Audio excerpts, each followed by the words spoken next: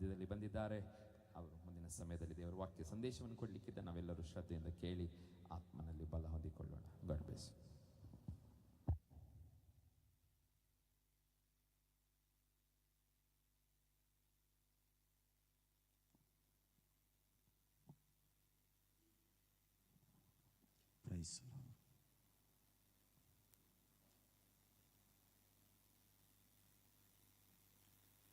Hallelujah. ದೇವರ ಪರಿಶುದ್ಧವಾದ ನಾಮಕ್ಕೆ ಸ್ತೋತ್ರವಾಗಲಿ. ದೇವರ ಕೃಪೆಯಿಂದ ನಾವೆಲ್ಲರೂ ಈ ವರ್ಷದ 11 ತಿಂಗಳನ್ನು ಪೂರೈಸಿ ಕೊನೆಯ ತಿಂಗಳಲ್ಲಿ ನಾವು ಕಾಲಿಡುವಂಥ ದೇವರು ನಮಗೆ ಮಾಡಿರುವಂಥ ಎಲ್ಲ ಉಪಕಾರಗಳಿಗಾಗಿ ನಾವು ದೇವರಿಗೆ ಸ್ತೋತ್ರ ಸಲ್ಲಿಸೋಣ. ಈ ವರ್ಷವನ್ನು ಆರಂಭಿಸಿದ ಅನೇಕ ಸಾವಿರಗಟ್ಟಲೆ ಜನರು ಇವತ್ತು ಲೋಕದಲ್ಲೇ ಇಲ್ಲ. ಆದರೆ ಕರ್ತನು ನಮ್ಮನ್ನು ಜೀವಿತರ ಸಂಖ್ಯೆಯಲ್ಲಿ ಇಟ್ಟಿದ್ದಕ್ಕಾಗಿ ನಾವು ಆತನಿಗೆ ಸ್ತೋತ್ರ ಮಾಡುವವರಾಗಿರಬೇಕು. ಕೀರ್ತನೆಗಾರನ ದಾವೀದನು ಈ ರೀತಿಯಾಗಿ ಹೇಳ್ತಾನೆ, ದೇವರೇ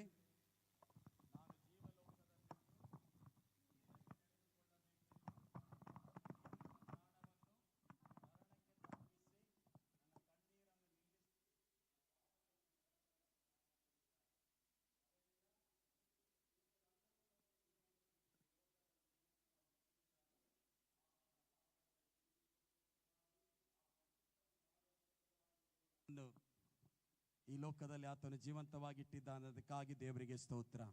ಇನ್ನೊಂದು ಆವರ್ತಿ ನನಗೆ ಅವಕಾಶ ಕೊಟ್ಟಂತ ಪಾಸ್ಟರ್ ಸ್ಟೀಫನ್ ಜಮಖಂಡಿ ಅವರಿಗೆ ಯೇಸು ಕ್ರಿಸ್ತನ ನಾಮದಲ್ಲಿ ವಂದನೆಗಳು.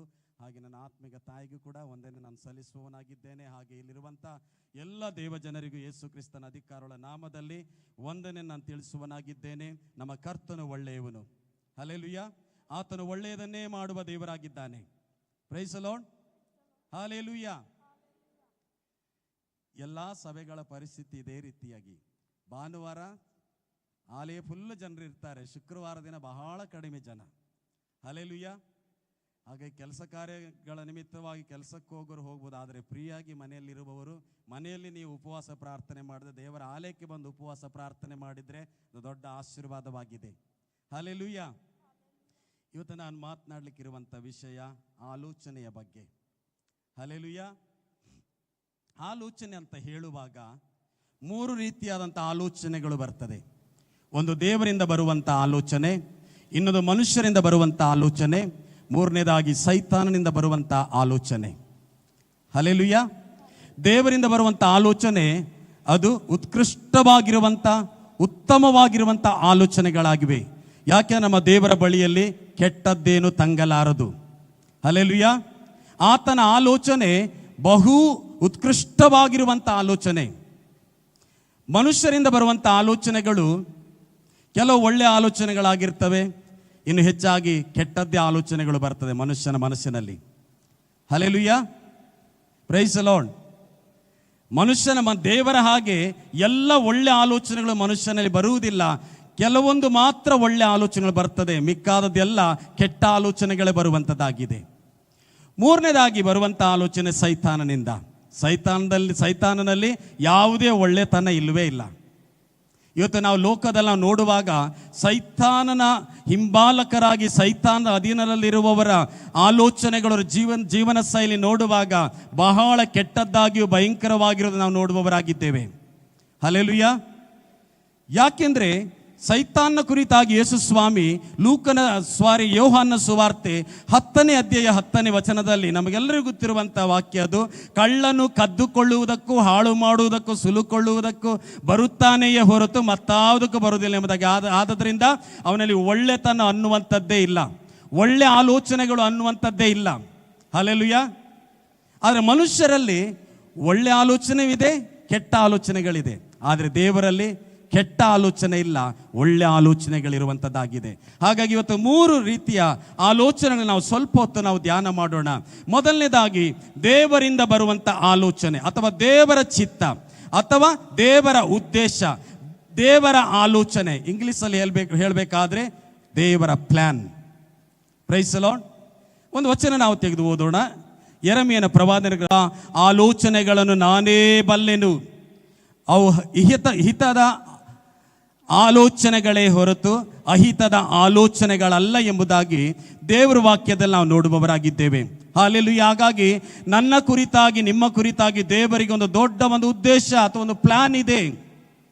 ಹಾಲೆಲೂಯಾ. ಈ ಉದ್ದೇಶ, ಈ ಪ್ಲಾನ್ ಅನ್ನು ಹಾಳು ಮಾಡಬೇಕೆಂಬುದಾಗಿ ವೈರಿಯಾದವನು ಅನೇಕ ರೀತಿಯಲ್ಲಿ ತಡೆಯನ್ನು ಮಾಡುವವನಾಗಿದ್ದಾನೆ. ಆದರೆ ದೇವರ ಉದ್ದೇಶವೇ ನೆರವೇರ್ತದೆ. ವೈರಿ ಎಷ್ಟೇ ಸರ್ಕಸ್ ಮಾಡಿದ್ರು ಕೂಡ ಆ ದೇವರ ಉದ್ದೇಶದ ಮುಂದೆ ಅವನ ಪ್ಲಾನ್ ಏನು ಸಾಗುವುದಿಲ್ಲ. Price the lord. ಯಾಕೆಂದ್ರೆ ದೇವರ ವಾಕ್ಯ ನಮಗೆ ಎಷ್ಟು ಸ್ಪಷ್ಟವಾಗಿ ಹೇಳ್ತದೆ ಅಂದ್ರೆ, ನಾನು ನಿಮ್ಮ ವಿಷಯದಲ್ಲಿ ಮಾಡಿಕೊಳ್ಳುತ್ತಿರುವಂಥ ಆಲೋಚನೆಗಳು ನಾನೇ ಬಲ್ಲೆನು, ಅದು ಅಹಿತದ ಯೋಚನೆಯಲ್ಲ, ಹಿತದ ಯೋಚನೆ ಎಂಬುದಾಗಿ. Praise the Lord. ಹಾಲೆಲೂಯಾ. ದೇವರು ನನ್ನ ನಿಮ್ಮ ಕುರಿತಾಗಿ ಆತನು ಯಾವಾಗಲೂ ಹಿತದ ಯೋಚನೆಯನ್ನೇ ಮಾಡುವ ದೇವರಾಗಿದ್ದಾನೆ. ನಮಗೆಲ್ಲರಿಗೂ ಗೊತ್ತುಂಟು, ದೇವರ ವಾಕ್ಯದಲ್ಲಿ ಯೇಸು ಸ್ವಾಮಿ ಹೇಳಿದ ಪ್ರಕಾರವಾಗಿ, ಕೆಟ್ಟವರಾದ ನೀವು ನಿಮ್ಮ ಮಕ್ಕಳಿಗೆ ಒಳ್ಳೆಯ ಪದಾರ್ಥವನ್ನು ಕೊಡಬಲ್ಲವರಾದರೆ ಪರಲೋಕದಲ್ಲಿರುವ ನಿಮ್ಮ ತಂದೆಯು ತನ್ನನ್ನು ಬೇಡಿಕೊಳ್ಳುವವರಿಗೆ ಎಷ್ಟೋ ಹೆಚ್ಚಾಗಿ ಒಳ್ಳೆಯ ವರಗಳನ್ನು ಕೊಡುವನಲ್ಲವೇ ಎಂಬುದಾಗಿ ಬರೆಯಲ್ಪಟ್ಟಿದೆ. Praise the Lord. ಇವತ್ತು ನನ್ನ ಮತ್ತು ನಿಮ್ಮ ಕುರಿತಾಗಿ ದೇವರಿಗೊಂದು ಒಳ್ಳೆ ಉದ್ದೇಶ ಇದೆ ಪ್ರಿಯರೇ, ಒಂದು ಒಳ್ಳೆ ಪ್ಲಾನಿಂಗ್ ಇದೆ. ಹಾಗಾಗಿ ಆತನ ಆ ಒಂದು ಆಲೋಚನೆ ಪ್ರಕಾರವಾಗಿ ನಾವು ಜೀವಿಸುವಾಗ, ನಡೆದುಕೊಳ್ಳುವಾಗ ದೇವರು ಖಂಡಿತವಾಗಿ ಆ ಉದ್ದೇಶ ನಮ್ಮ ಜೀವಿತದಲ್ಲಿ ನೆರವೇರಿಸ್ತಾನೆ. ಇನ್ನೊಂದು ವಚನ ಓದಿಕೊಳ್ಳೋಣ. ಯೆಶಾಯನ ಪ್ರವಾದನೆ ಗ್ರಂಥ 55ನೇ ಅಧ್ಯಾಯ 8 ಮತ್ತು 9ನೇ ವಚನ. ಯೆಶಾಯನ ಪ್ರವಾದನೆ ಗ್ರಂಥ 55 ಮತ್ತು 8, 9ನೇ ವಚನ. ಯೆಹೋವನು ಹೀಗನ್ನುತ್ತಾನೆ, ನನ್ನ ಆಲೋಚನೆಗಳು ನಿಮ್ಮ ಆಲೋಚನೆಗಳಲ್ಲ, ನಿಮ್ಮ ಮಾರ್ಗಗಳು ನನ್ನ ಮಾರ್ಗಗಳಲ್ಲ. ಭೂಮಿಯ ಮೇಲೆ ಆಕಾಶವು ಎಷ್ಟು ಉನ್ನತವೋ ನಿಮ್ಮ ಮಾರ್ಗಗಳಿಗಿಂತ ನನ್ನ ಮಾರ್ಗಗಳು, ನಿಮ್ಮ ಆಲೋಚನೆಗಳಿಗಿಂತ ನನ್ನ ಆಲೋಚನೆಗಳು ಅಷ್ಟು ಉನ್ನತವಾಗಿವೆ. ಹಾಲೆಲೂಯಾ. ಇನ್ನೊಂದು ಭಾಗದಲ್ಲಿ ದೇವರು ಮಾತಾಡ್ತಾ ಇದ್ದಾನೆ, ಯೆಹೋವನು ಹೀಗನ್ನುತ್ತಾನೆ, ನನ್ನ ಆಲೋಚನೆಗಳು ನಿಮ್ಮ ಆಲೋಚನೆಗಳಲ್ಲ, ನಿಮ್ಮ ಮಾರ್ಗಗಳು ನನ್ನ ಮಾರ್ಗಗಳಲ್ಲ. ಆಮೇಲೆ ಭೂಮಿಯ ಮೇಲೆ ಆಕಾಶವು ಎಷ್ಟು ಉನ್ನತವೋ ನಿಮ್ಮ ಮಾರ್ಗಗಳಿಗಿಂತ ನನ್ನ ಮಾರ್ಗಗಳು, ನಿಮ್ಮ ಆಲೋಚನೆಗಳಿಗಿಂತ ನನ್ನ ಆಲೋಚನೆಗಳು ಅಷ್ಟು ಉನ್ನತವಾಗಿವೆ ಎಂಬುದಾಗಿ ದೇವರು ಹೇಳ್ತಾನೆ. ಹಲ್ಲೆಲೂಯಾ. ಇವತ್ತು ನಾವು ಆಲೋಚನೆ ಮಾಡೋದು ಸಣ್ಣ ಸಣ್ಣ ಆಲೋಚನೆಗಳಷ್ಟೇ. ಹಲ್ಲೆಲೂಯಾ. ಆದರೆ ದೇವರ ಆಲೋಚನೆ ಬಹಳ ಉನ್ನತವಾಗಿರುವಂಥ ಆಲೋಚನೆಯಾಗಿದೆ. ಹಲ್ಲೆಲೂಯಾ. ಯಾರಾದರೂ ಭೂಮಿಯಿಂದ ಆಕಾಶ ಲೆಕ್ಕ ಮಾಡಲಿಕ್ಕೆ ಆಗಿದೆ ಎಷ್ಟು ಫೀಟ್ ಇದೆ ಎಂಬುದಾಗಿ? ಹಲ್ಲೆಲೂಯಾ. ಆದರೆ ದೇವರ ವಾಕ್ಯ ಹೇಳ್ತದೆ, ಭೂಮಿಯ ಮೇಲೆ ಆಕಾಶವು ಎಷ್ಟು ಉನ್ನತವೋ ನಿಮ್ಮ ಮಾರ್ಗಗಳಿಗಿಂತ ನನ್ನ ಮಾರ್ಗಗಳು, ನಿಮ್ಮ ಆಲೋಚನೆಗಳಿಗಿಂತ ನನ್ನ ಆಲೋಚನೆಗಳು ಅಷ್ಟು ಉನ್ನತವಾಗಿವೆ ಎಂಬುದಾಗಿ. ಹಲ್ಲೆಲೂಯಾ. ಹಾಗಾಗಿ ದೇವರ ಆಲೋಚನೆಗೆ ನಾವು ಒಪ್ಪಿಸಿಕೊಟ್ಟು ನಾವು ಜೀವಿಸುವರಾಗಿರಬೇಕು. ನಮ್ಮ ಆಲೋಚನೆ ಯಾವುದು ಸಾಗುವುದಿಲ್ಲ, ನಮ್ಮ ಮಾರ್ಗಗಳು ಯಾವುದು ಕೊಡೋದು ಪರ್ಫೆಕ್ಟ್ ಆಗಿ ಅದು ಇರುವಂಥದ್ದಲ್ಲ. ಹಾಗಾಗಿ ದೇವರ ಆಲೋಚನೆ, ದೇವರು ನನ್ನ ಕುರಿತಾಗಿ ನಿಮ್ಮ ಕುರಿತಾಗಿ ಏನು ಆಲೋಚನೆಯನ್ನು, ಯಾವ ಉದ್ದೇಶವನ್ನು ಇಟ್ಟುಕೊಂಡಿದ್ದಾನೋ ಅದಕ್ಕೆ ನಾವು ಸಂಪೂರ್ಣವಾಗಿ ತಲೆಬಾಗಿ ದೇವರ ಸನ್ನಿಧಾನದಲ್ಲಿ ಒಪ್ಪಿಸಿಕೊಡುವಾಗ ಆತ ನಮಗೋಸ್ಕರವಾಗಿ ಮಾರ್ಗಗಳನ್ನು ತೆರೆಯುವವನಾಗಿದ್ದಾನೆ. Price the lord. ಯೋಬನ ಪುಸ್ತಕ 23ನೇ ಅಧ್ಯಾಯ 13, 14ನೇ ವಚನದಲ್ಲಿ ಯೋಬನು ಈ ರೀತಿಯಾಗಿ ಅಲ್ಲಿ ವಾಕ್ಯ ಈ ರೀತಿಯಾಗಿ ಬರೆಯಲ್ಪಟ್ಟಿದೆ. ಯೋಬ 23, 13, 14ನೇ ವಚನ. ಆತನಂತೂ ಒಂದೇ ಮನಸ್ಸುಳ್ಳವನಾಗಿದ್ದಾನೆ. ತಿರುಗಿಸಬಲ್ಲವರು ಯಾರು? ತಾನು ಬಯಸಿದ್ದನ್ನೇ ಮಾಡುತ್ತಾನೆ. ನನ್ನ ವಿಷಯದಲ್ಲಿ ನೇಮಕವಾದದ್ದನ್ನು ಪೂರೈಸುವನಷ್ಟೇ. ಆತನಲ್ಲಿ ಇಂಥ ಸಂಕಲ್ಪಗಳು ಅನೇಕವಾಗಿವೆ. ಆಮೇನ್. ಈ ವಾಕ್ಯ ಭಾಗ ಓದುವಾಗ ನಮ್ಮ ಹೃದಯದಲ್ಲಿ ಒಳಗಡೆ ಸಂತೋಷ ಉಂಟಾಗಬೇಕು. ಹಲ್ಲೆಲೂಯಾ. ಅಲ್ಲಿ ಏನು ಬರೆಯಲ್ಪಟ್ಟಿದೆ? ಆತನಂತೂ ಒಂದೇ ಮನಸ್ಸುಳ್ಳವನಾಗಿದ್ದಾನೆ. ಇವತ್ತು ನೀವು ಒಂದೇ ಮನಸ್ಸುಳ್ಳರಾಗಿ ಇರ್ತೀವ? 108 ಯೋಚನೆಗಳು, 108 ಆಲೋಚನೆಗಳು ನಮ್ಮ ಮನಸ್ಸಿನಲ್ಲಿ ಹಾದು ಹೋಗ್ತಾನೆ ಇರ್ತದೆ. ಆದರೆ ದೇವರು ಹಾಗಲ್ಲ. ಆತನಂತೂ ಒಂದೇ ಮನಸ್ಸುಳ್ಳವನಾಗಿದ್ದಾನೆ. ತಿರುಗಿಸಬಲ್ಲವರು ಯಾರು? ಯಾರಿಂದಲೂ ಸಾಧ್ಯವಿಲ್ಲ, ಯಾವ ಮನುಷ್ಯನಿಂದಲೂ ಸಾಧ್ಯವಿಲ್ಲ, ಸೈತಾನನಿಂದಲೂ ಸಾಧ್ಯವಿಲ್ಲ ದೇವರ ಮನಸ್ಸನ್ನು ಚೇಂಜ್ ಮಾಡಲಿಕ್ಕೆ. Praise the Lord. ಮತ್ತೆ ತಾನು ಬಯಸಿದ್ದನ್ನೇ ಮಾಡುತ್ತಾನೆ. Praise the Lord. ಅದರಲ್ಲೂ ಕೆಳಗಿನ ವಚನ ಓದುವಾಗ, ನನ್ನ ವಿಷಯದಲ್ಲಿ ನೇಮಕವಾದದನ್ನು ಪೂರೈಸುವನಷ್ಟೇ. ಹಲ್ಲೆಲೂಯಾ. ಹೇಳ್ರಿ, ಇವತ್ತು ನನ್ನ ವಿಷಯದಲ್ಲಿ ಮಾತಾಡ್ರಿ. ನನ್ನ ವಿಷಯದಲ್ಲಿ ನೇಮಕವಾದದ್ದನ್ನು ಪೂರೈಸುವನಷ್ಟೇ. Hallelujah, hallelujah. ನಮಗೆ ನಮ್ಮ ಆಲೋಚನೆ ಪ್ರಕಾರ ಜೀವಿಸುವುದು ಬೇಡ, ನಮ್ಮ ಇಷ್ಟ ಬೇಡ. ಆದರೆ ದೇವರು ನನ್ನ ನಿಮ್ಮ ಕುರಿತಾಗಿ ಏನು ಪ್ಲಾನನ್ನು ಮಾಡಿದ್ದಾನೋ, ಏನು ನೇಮಕವಾದದನ್ನು ಆತನು ಇಟ್ಟಿದ್ದಾನೋ ಅದನ್ನು ಮಾತ್ರ ಪೂರೈಸುವುದಕ್ಕಾಗಿ ನಾವು ದೇವರ ತ್ರಾಣವುಳ್ಳ ಸ್ತದ ಕೆಳಗೆ ನಾವು ತಗ್ಗಿಸಿಕೊಂಡು ನಾವು ಪ್ರಾರ್ಥನೆ ಮಾಡುವಾಗ ಖಂಡಿತವಾಗಿ ಆತನ ಸಂಕಲ್ಪಗಳು, ಆತನ ಉದ್ದೇಶಗಳು ನಮ್ಮ ಜೀವಿತದಲ್ಲಿ ನೆರವೇರತಕ್ಕದ್ದಾಗಿದೆ. Price the lord. ಕೆಳಗಿನ ವಚನ ಓದ್ತದೆ, ಆತನಲ್ಲಿ ಇಂಥ ಸಂಕಲ್ಪಗಳು ಒಂದೆರಡಲ್ಲ ಅನೇಕವಾಗಿವೆಯಂತೆ. Praise the Lord. ಆತನಲ್ಲಿ ಇಂಥ ಸಂಕಲ್ಪಗಳು ಅನೇಕವಾಗಿವೆ. ಇವತ್ತು ನನ್ನ ಕುರಿತಾಗಿ, ನಿಮ್ಮ ಕುರಿತಾಗಿ ದೇವರಿಗೆ ಅನೇಕ ಸಂಕಲ್ಪಗಳಿವೆ. ನನ್ನ ಕುರಿತಾಗಿ, ನನ್ನ ಹೆಂಡತಿಯ ಕುರಿತಾಗಿ, ನನ್ನ ಮಕ್ಕಳ ಕುರಿತಾಗಿ, ನನ್ನ ತಂದೆ ತಾಯಿಗಳ ಕುರಿತಾಗಿ ದೇವರಿಗೊಂದು ಉದ್ದೇಶ ಇದೆ. ಹಲ್ಲೆಲೂಯಾ. ದೇವರ ಉದ್ದೇಶವಿಲ್ಲದೆ ನಾವು ಯಾರೂ ಕರೆಯಲ್ಪಡಲಿಲ್ಲ.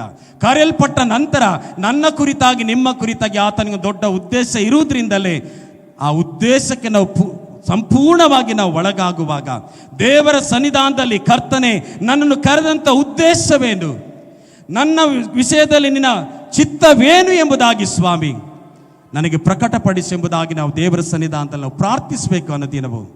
ಅನೇಕ ಸಾರಿ ನಮ್ಮದೇ ಆದಂಥ ಯೋಚನೆಗಳಲ್ಲಿ ನಾವು ಮುಂದೆ ಹೋಗುವಾಗ ದೇವರ ಆಲೋಚನೆ ದೇವರ ಆಲೋಚನೆ ನಮ್ಮ ಮಧ್ಯದಲ್ಲಿ ನೆರವೇರಲಿಕ್ಕೆ ಅನೇಕ ಸಾರಿ ನಾವು ತಡೆಯಾಗಿರ್ತೀವಿ. ಹಲ್ಲೆಲೂಯಾ. ಈಗ ಬಿಳಾಮನ ಬಗ್ಗೆ ನಾವು ನೋಡುವಾಗ, ಬಾಲಕನು ತನ್ನ ಜನರನ್ನು ಕಳಿಸಿದಾಗ ನೀನು ಬಂದು ಇಸ್ರಾಯೇಲನ್ನು ಶಪಿಸಬೇಕು ಎಂಬುದಾಗಿ ಹೇಳಿದಾಗ ಮೊದಲನೇದಾಗಿ ದೇವರು ಹೇಳ್ತಾನೆ, ಯಾವ ಕಾರಣಕ್ಕೂ ನೀನು ಹೋಗಬೇಡ ಎಂಬುದಾಗಿ. ಹಲ್ಲೆಲೂಯಾ. ಎರಡನೇ ಸಾರಿ ಬಂದು ಕೇಳಿದಾಗ ಮತ್ತೆ ದೇವರ ಹತ್ರ ಪ್ರಾರ್ಥನೆ ಮಾಡ್ತಾನೆ. ಅಲ್ಲಿ ದೇವರು ಒಂದು ಸಾರಿ ಹೇಳಿದ್ರೆ ಹೋಗಬೇಡ ಅಂತ ಹೇಳಿದರೆ ಹೋಗಲೇಬಾರ್ದು. ಮತ್ತೆ ಎರಡನೇ ದೇವರ ಹತ್ರ ವಿಚಾರಿಸುವಂಥದ್ದು ಏನಿದೆ? Praise the lord. ಹಾಗಾಗಿ ಇವತ್ತು ನನ್ನ ಮತ್ತು ನಿಮ್ಮ ಕುರಿತಾಗಿ, ಸೇವೆಯ ಕುರಿತಾಗಿ ದೇವರಿಗೊಂದು ದೊಡ್ಡ ಒಂದು ಉದ್ದೇಶ ಅಥವಾ ಒಂದು ಪ್ಲಾನ್ ಅಥವಾ ಒಂದು ಆಲೋಚನೆ ಇರುವಾಗ ಆ ಆಲೋಚನೆಯನ್ನು ಸಮರ್ಪಣೆ ಮಾಡಿಕೊಂಡು ನಾವು ಜೀವಿಸುವಾಗ ನನ್ನ ವಿಷಯದಲ್ಲಿ ನೇಮಕವಾದದನ್ನು ಪೂರೈಸುವುದಕ್ಕೆ ನನ್ನ ದೇವರು ಶಕ್ತನಾಗಿದ್ದಾನೆ ಎಂಬುದಾಗಿ ನಾವು ಅರ್ಥ ಮಾಡಿಕೊಳ್ಬೇಕು. ಇದು ದೇವರ ಚಿತ್ತ, ಇದು ದೇವರ ಉದ್ದೇಶ, ಇದು ದೇವರ ಆಲೋಚನೆ ಎಂಬುದಾಗಿ ನಾವೀಗಾಗಲೇ ವಾಕ್ಯಗಳನ್ನ ಓದಿದ್ದೇವೆ. ಇನ್ನೊಂದು ವಚನ ಯೆಶಾಯನ ಪ್ರವಾದನೆ ಗ್ರಂಥ 14ನೇ ಅಧ್ಯಾಯ 24ನೇ ವಚನದಲ್ಲಿ, ಅಲ್ಲಿ ದೇವರು ಹೀಗೆ ಹೇಳ್ತಾನೆ, ಸೇನಾಧೀಶ್ವರನಾದ ಯೆಹೋವನು ಆಣೆಯಿಟ್ಟು ಹೇಳುವುದೇನೆಂದರೆ, ನಾನು ಸಂಕಲ್ಪಿಸಿದ್ದೆ ನೆರವೇರುವುದು, ಆಮೇಲೆ ಉದ್ದೇಶಿಸಿದ್ದೆ ನಿಲ್ಲುವುದು ಖಂಡಿತ. ದೇವರು ಯಾರ ಮೇಲೆ ಆಣೆ ಇಡ್ತಾ ಇದ್ದಾನೆ? ತನ್ನ ಮೇಲೆ ಆಣೆ ಇಟ್ಕೊಳ್ತಾ ಇದ್ದಾನೆ. Praise the Lord. ಇವತ್ತು ಲೋಕದ ಜನರಿಗೆ ಅನೇಕ ಸಾರಿ ನಾವು ತಪ್ಪು ಮಾಡದಿದ್ರು ಕೂಡ, ಕೆಲವು ಸಾರಿ ತಪ್ಪು ಮಾಡಿ ಕೂಡ ಅನೇಕ ಸಾರಿ ಹೇಳ್ತಾರೆ, ನನ್ನ ಮೇಲೆ ಆಣೆ, ಮಕ್ಕಳ ಮೇಲೆ ಆಣೆ. ಆಣೆಗಳೆಲ್ಲ ನಾವು ದೇವ್ರ ಮಕ್ಕಳು ಯಾರು ನಾವು ಹೀಗೆ ಕೊಡಬಾರ್ದು. ಮೊದಲು ನಾವು ಹೇಳಿದ್ದೇವೆ ಎಷ್ಟೋ ಸಾರಿ. ಜನರಿಗೆ ಕರೆಕ್ಟ್ ಒಂದು ಅವರಿಗೆ ನಮ್ಮ ಮಾತುಗಳಲ್ಲಿ ನಮ್ಮ ಮಾತಿನ ಮೇಲೆ ಅವರಿಗೆ ನಂಬಿಕೆ ಬರಬೇಕಾದ್ರೆ ಅವ್ರು ಏನು ಹೇಳ್ತಾರೆ? ಕೆಲವು ಸಾರಿ ನನ್ನ ಕುತ್ತಿಗೆ ಆಣೆ ಅಂತಾರೆ, ನನ್ನ ಮೇಲೆ ಆಣೆ ಎಂಬುದಾಗಿ ಹೇಳ್ತಾರೆ. ಯಾಕೆಂದ್ರೆ ಅವರು ಬೇರೆ ವ್ಯಕ್ತಿಗಳು ನಮ್ಮನ್ನು ನಂಬಬೇಕೆನ್ನುವ ಕಾರಣಕ್ಕಾಗಿ. ಹಲ್ಲೆಲೂಯಾ. ಆದರೆ ಇವತ್ತು ದೇವರು ಹೇಳುವಂಥ ಮಾತು, ಸೇನಾಧೀಶ್ವರನಾದ ಯೆಹೋವನು ಆಣೆ ಇಟ್ಟು ಹೇಳುವುದೇನೆಂದರೆ, ನಾನು ಸಂಕಲ್ಪಿಸಿದ್ದೇ ನೆರವೇರುವುದು. ಹಲ್ಲೆಲೂಯಾ. ಆಮೇಲೆ ಉದ್ದೇಶಿಸಿದ್ದೇ ನಿಲ್ಲುವುದು ಖಂಡಿತ. Praise the Lord. ಇವತ್ತು ನನ್ನ ಮತ್ತು ನಿಮ್ಮ ಜೀವಿತದಲ್ಲಿ ದೇವರು ಏನು ಉದ್ದೇಶ ಇಟ್ಟುಕೊಂಡಿದ್ದಾನೋ, ಏನು ಸಂಕಲ್ಪ ಮಾಡಿಕೊಂಡಿದ್ದಾನೋ ಅದು ನೆರವೇರುವುದು ಖಂಡಿತ. ದೇವರು ತನ್ನ ಮೇಲೆ ಆಣೆ ಇಟ್ಟುಕೊಂಡು ಹೇಳ್ತಾ ಇದ್ದಾನೆ. Praise the lord. ಹಲ್ಲೆಲೂಯಾ. ದೇವರು ಮನುಷ್ಯರಂತೆ ಎರಡು ಮಾತಿನವನಲ್ಲ, ತಾನು ಹೇಳಿದ್ದನ್ನು ಮಾಡಿಯೇ ಮುಗಿಸುವಂಥ ದೇವರಾಗಿದ್ದಾನೆ. ಹಾಗಾಗಿ ಯೆಶಾಯ 46:10 ಕೂಡ ದೇವರು ಹೇಳುವಂಥ ಮಾತು, ಆರಂಭದಲ್ಲೇ ಅಂತ್ಯವನ್ನು ತಿಳಿಸಿದ್ದೇನೆ, ನನ್ನ ಸಂಕಲ್ಪವು ನಿಲ್ಲುವುದು, ನನ್ನ ಇಷ್ಟಾರ್ಥವನ್ನೆಲ್ಲ ನೆರವೇರಿಸುವನೆಂದು ಹೇಳಿ ಇನ್ನೂ ನಡೆಯದಿರುವ ಕಾರ್ಯಗಳನ್ನು ಪುರಾತನ ಕಾಲದಲ್ಲಿಯೇ ಅರುಹಿದ್ದೇನೆ. ದೇವರು ಹಿಂದೆ ಏನೆಲ್ಲ ಹೇಳಿದ್ದಾನೋ ಅದೆಲ್ಲ ಇವತ್ತು ನಾವು ಸತ್ಯವೇದದಲ್ಲಿ ನಾವು ತಿಳಿದುಕೊಂಡವರಾಗಿದ್ದೇವೆ. ಮುಂದೆ ಏನಾಗಬೇಕಾಗಿದೆಯೋ ಅದನ್ನು ನಾವು ಈವಾಗಲೇ ನಾವು ಘಟನೆಗಳ ಮೂಲಕವಾಗಿ ನಾವು ನೋಡುವವರಾಗಿದ್ದೇವೆ. ಯಾಕೆಂದರೆ ದೇವರ ಮಾತಲ್ಲಿ ಯಾವುದು ಚೇಂಜಸ್ ಇಲ್ಲ, ಆತನು ಹೇಳಿದ ಹಾಗೆ ಆಗ್ತದೆ. ಈಗ ಆದಿಕಾಂಡ 1ನೇ ಅಧ್ಯಾಯದಲ್ಲಿ ಭೂಮಿಯು ಕ್ರಮವಿಲ್ಲದೆ ಬರಿದಾಗಿ ಇತ್ತು, ಆದಿ ಸಾಗರದ ಮೇಲೆ ಕತ್ತಲಿತ್ತು, ದೇವರ ಆತ್ಮವು ಜಲಸಮೂಹಗಳ ಮೇಲೆ ಚಲಿಸುತ್ತದೆಂಬುದಾಗಿ ಹೇಳಿದಾಗ, ದೇವರು ಮಾತನಾಡಿದಾಗ ಎಲ್ಲವೂ ಕ್ರಮವಾಯಿತೆಂಬುದಾಗಿ ನಾವು ನೋಡ್ತೇವೆ. ಇವತ್ತು ನಮ್ಮ ಜೀವಿತದಲ್ಲಿ ದೇವರು ಮಾತನಾಡುವುದಾದ್ರೆ ಇರುವಂಥ ಎಲ್ಲ ಪರಿಸ್ಥಿತಿಗಳನ್ನ ಆತನು ಮಾರ್ಪಡಿಸಲಿಕ್ಕೆ ಆತನೊಬ್ಬನೇ ಶಕ್ತನು. ಆತನ ಕೆಲಸಕ್ಕೆ ಯಾರು ಕೂಡ ಅರ್ಧ ಬಂದು ನಿಲ್ಲಲಿಕ್ಕೆ ಸಾಧ್ಯವಿಲ್ಲ. ಹಲ್ಲೆಲೂಯಾ. ಈಗ ದೇವರ ವಾಕ್ಯಕ್ಕೆ ವಿಧೇಯರಾಗಿ ದೇವರ ಮಾರ್ಗದಲ್ಲಿ ನಡೆದಿರುವಂಥ ಅನೇಕ ಭಕ್ತರುಗಳು ನಾವು ಸತ್ಯವೇದದಲ್ಲಿ ನಾವು ನೋಡ್ತೇವೆ. ಅಬ್ರಹಾಮನಿಂದ ಹಿಡಿದು, ಹಲ್ಲೆಲೂಯಾ, ಅವರೆಲ್ಲರೂ ದೇವರು ಏನು ವಾಗ್ದಾನ ಮಾಡಿದ್ದಾನೋ ಒಂದೂ ಕೂಡ ತಪ್ಪಿ ಹೋಗಲಿಲ್ಲ ಅದರಲ್ಲಿ. Praise the lord, hallelujah. ಇವತ್ತು ನಾವು ಕೂಡ ನಂತರ ನಾವೀಗ ಯೇಸುವಿನ ಹಿಂಬಾಲಕರಾಗಿರೋ ನಮ್ಮ ಜೀವಿತದಲ್ಲಿ ಕೂಡ ಕರ್ತನು ನನ್ನ ವಿಷಯದಲ್ಲಿ, ನನ್ನ ಕುಟುಂಬದ ವಿಷಯದಲ್ಲಿ, ಸೇವೆಯ ವಿಷಯದಲ್ಲಿ ಮಾಡಿರುವಂಥ ಯಾವ ಉದ್ದೇಶಗಳು ಒಂದು ಕೂಡ ಅದು ನೆರವೇರದೇ ಇರಲಾರದು ಎಂಬುದಾಗಿ ದೇವರ ವಾಕ್ಯ ಹೇಳ್ತದೆ ನಮಗೆ. ಹಲ್ಲೆಲೂಯಾ. ಹಾಗಾಗಿ ಇವತ್ತು ನಾವು ಅರ್ಥ ಮಾಡಿಕೊಳ್ಳೋಣ, ದೇವರ ಪ್ಲಾನ್ ಅಥವಾ ದೇವರ ಚಿತ್ತ ಅದು ಉತ್ತಮವಾಗಿಯೂ ಉತ್ಕೃಷ್ಟವಾಗಿರುವಂಥ ದೇವರ ಆಲೋಚನೆಯಾಗಿದೆ. Praise the lord, hallelujah.